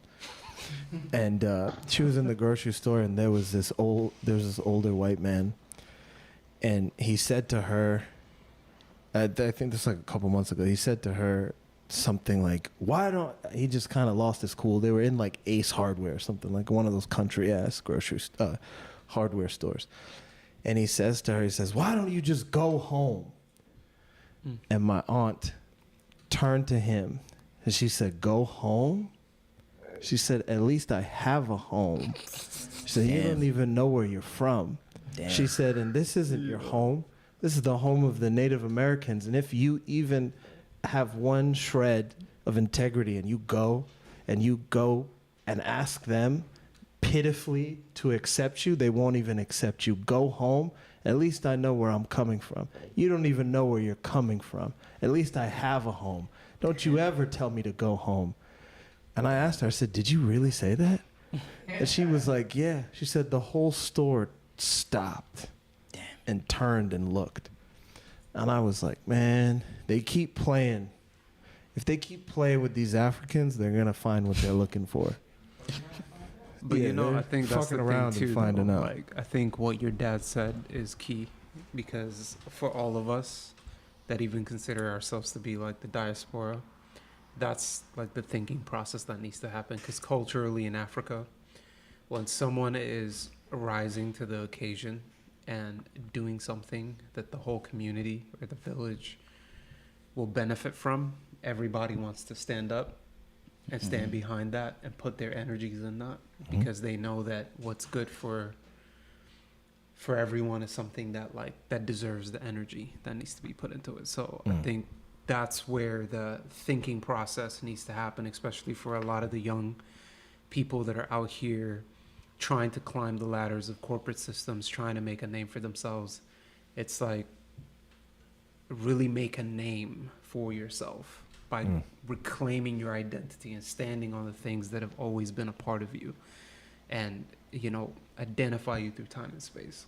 So I think that's the right approach. Yeah, I mean it's beautiful. Is there a place on earth you go and then you don't see an African? No, not at all. I mean, is there an office or an institution or a place where you don't see an African that's naturalized? We at the core of everything that's happening for the modern world. That's a fact. You cannot keep sitting on our backs and then think like we're not gonna get tired. We will get tired at some point. Africans are at the core. Taking from astrophysics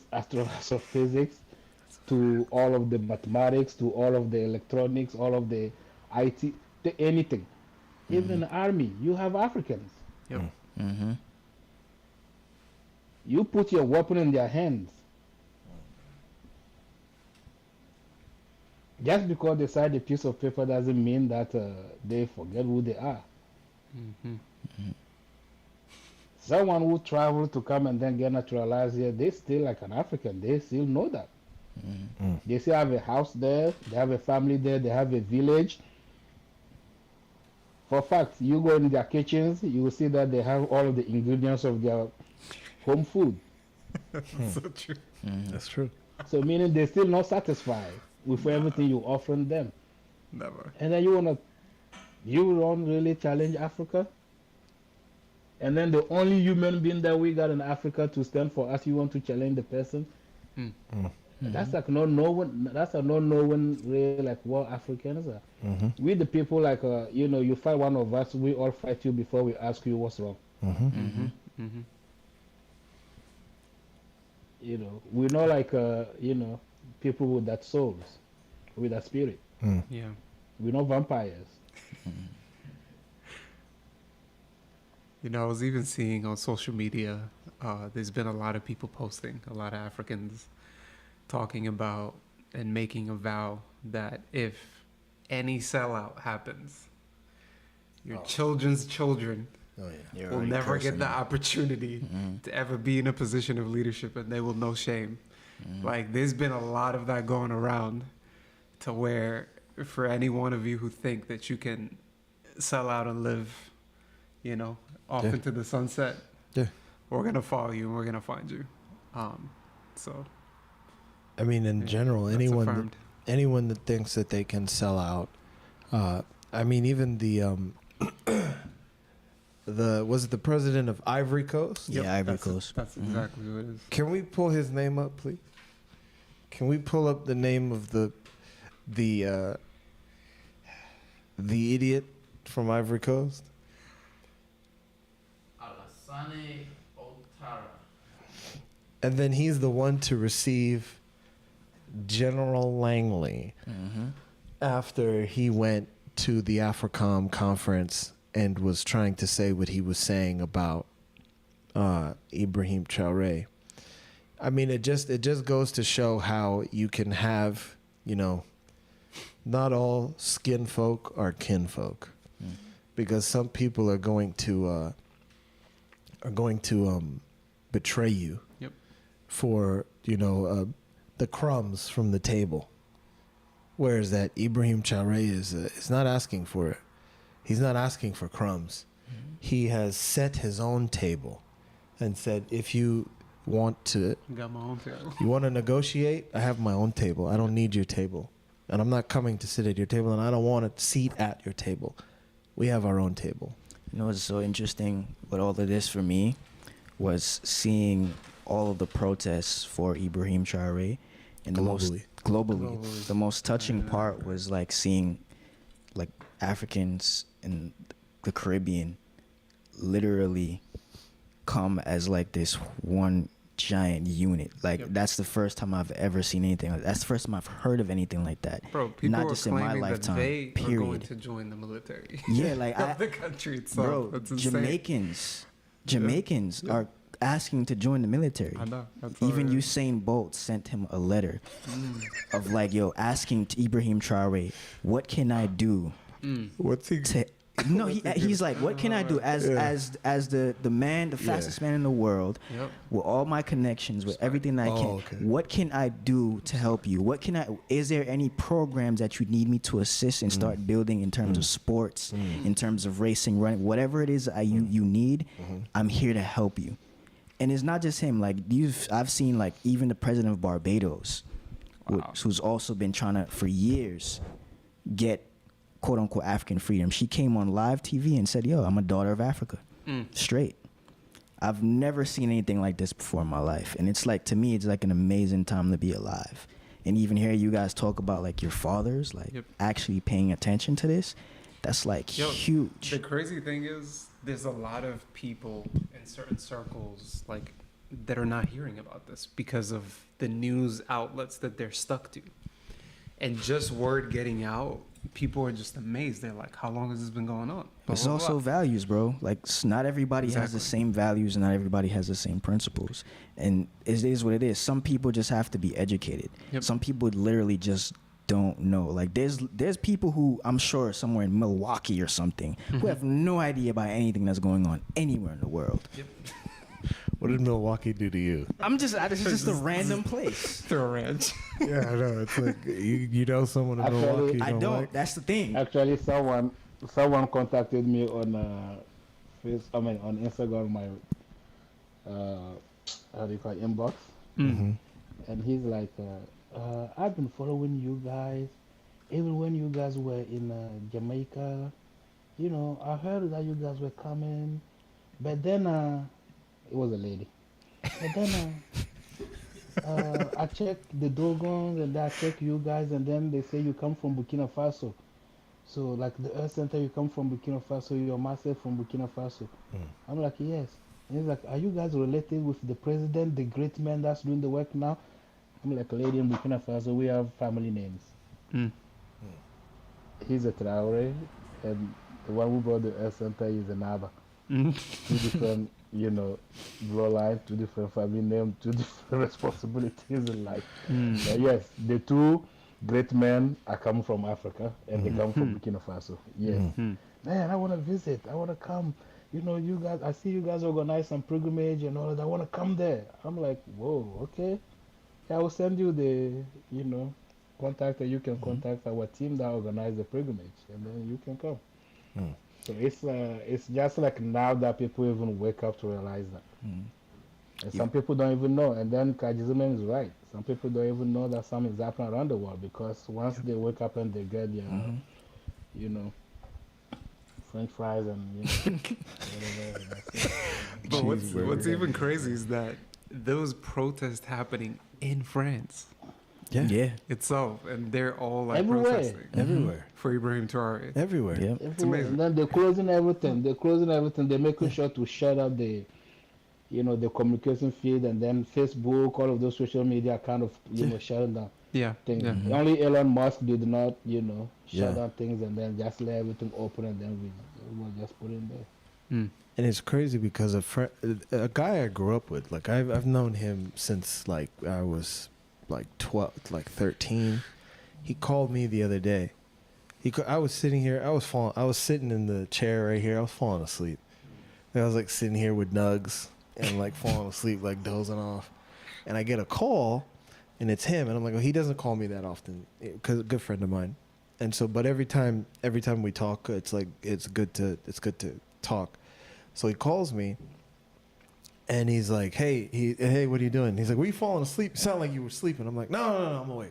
What's up? And he's like, okay, I'm here with my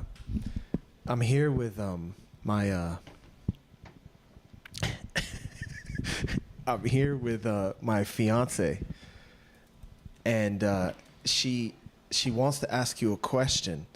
And I said, okay, what is it?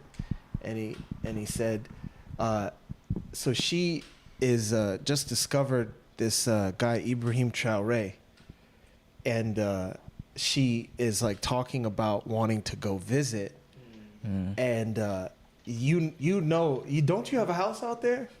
And then I realized, I said, bro, are you bragging about me to your fiance? Like, and then he puts his fiance on the phone. I'm like, hey, how are you? And then she's like asking me questions about Burkina Faso, and like asking me questions about the languages they speak, and asking me all these different questions and this and that. And I was like, you guys should come.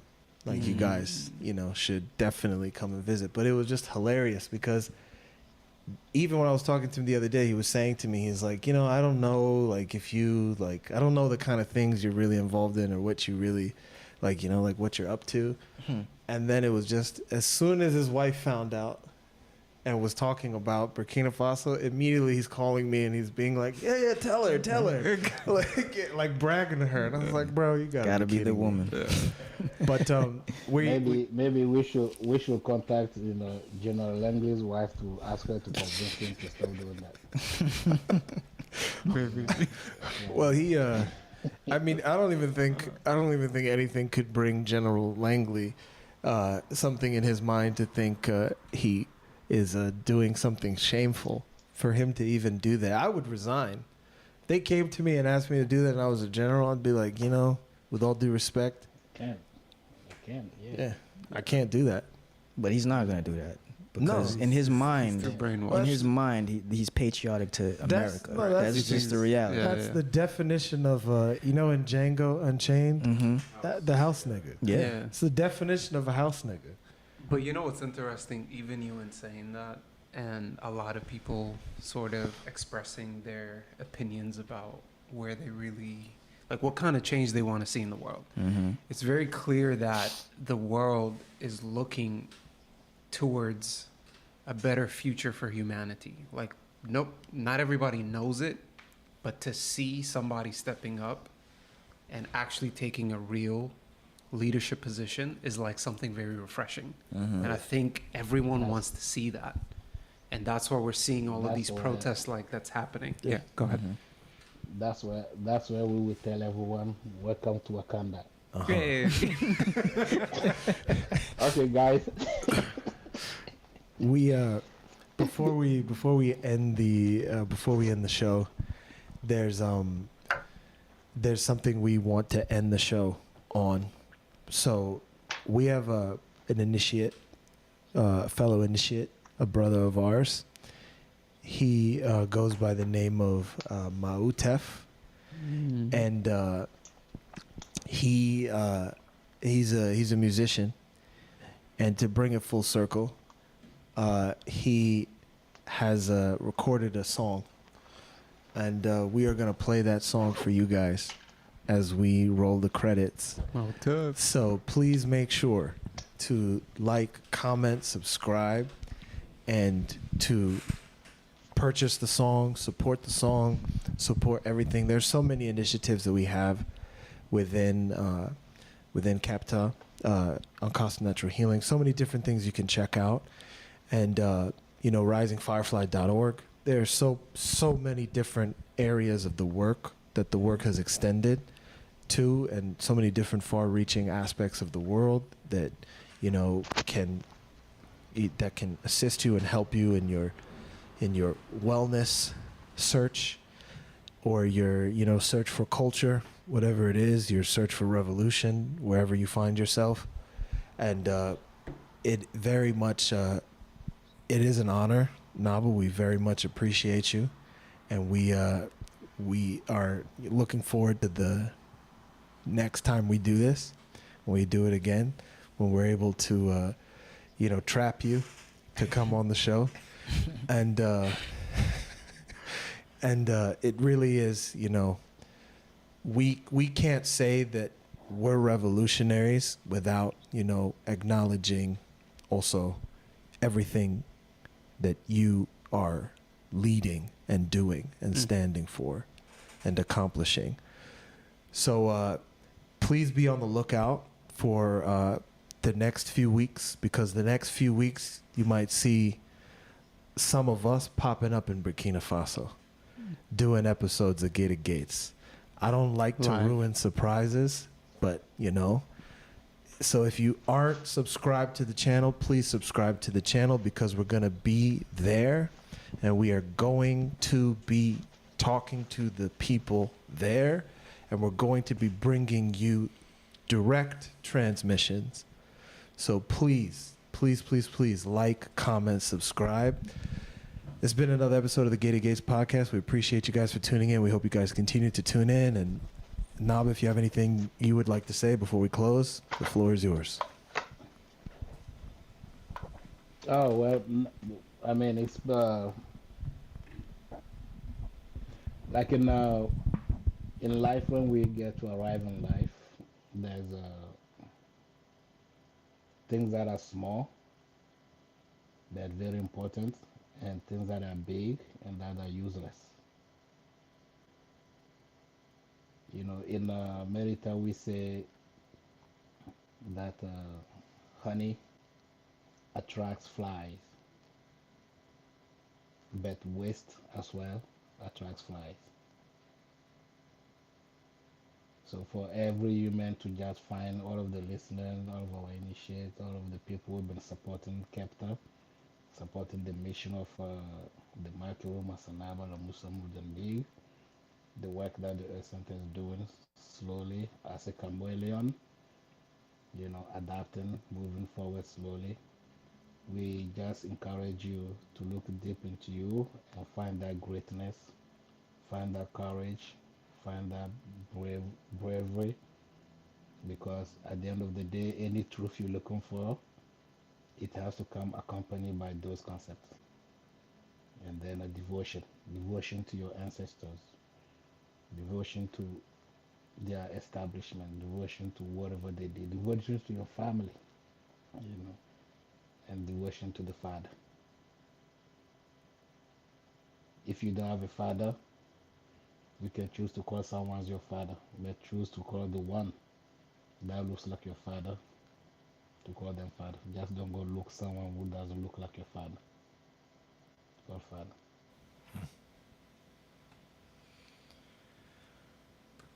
And with that, guys, we appreciate you guys for tuning in. We hope you guys continue to tune in, and we'll be back with you guys soon. Hey, yeah.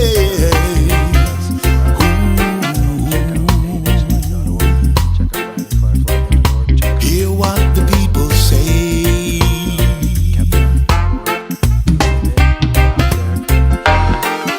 The people of Burkina Faso. The people of Burkina Faso. Making change for tomorrow. The people of Burkina Faso. The people of Burkina Making up. Everything that you have heard us touch on and talking about. Thank you, Sawaz. Everything that you've heard us talking about and touching on, the doors of initiation are going to be opening very, very soon. So make sure that you, also sign up for notifications in that regard. You'll be able to tune into some of the graduations that are happening next weekend that are going to be live streamed. So please make sure to put on notifications for the page for when those events are happening. And the doors of initiation will be opening within the next couple of weeks as well, in terms of the MTOM schools. So if you're looking for it, you know where to find it, and it's none of that bullshit comedic garbage that the fake organizations are out here peddling. Because I welcome any of those organizations to show up. You guys are just out here wearing costumes, and you guys are just Halloween people celebrating Halloween. So, At least the actors get paid. yeah, true. At least actors get paid for when they're acting, but you're not even getting paid. You're not even making money. You're just confusing people. Yeah, you're confused and you're confusing everybody else. Sorry, what were you going to say, Naba?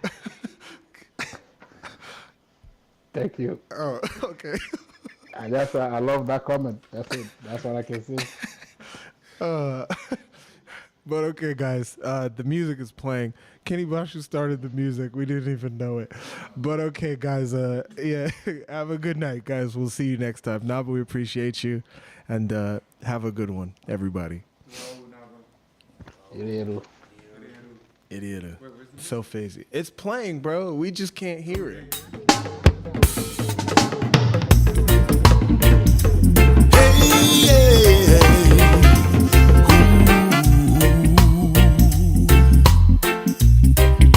Hear what the people say.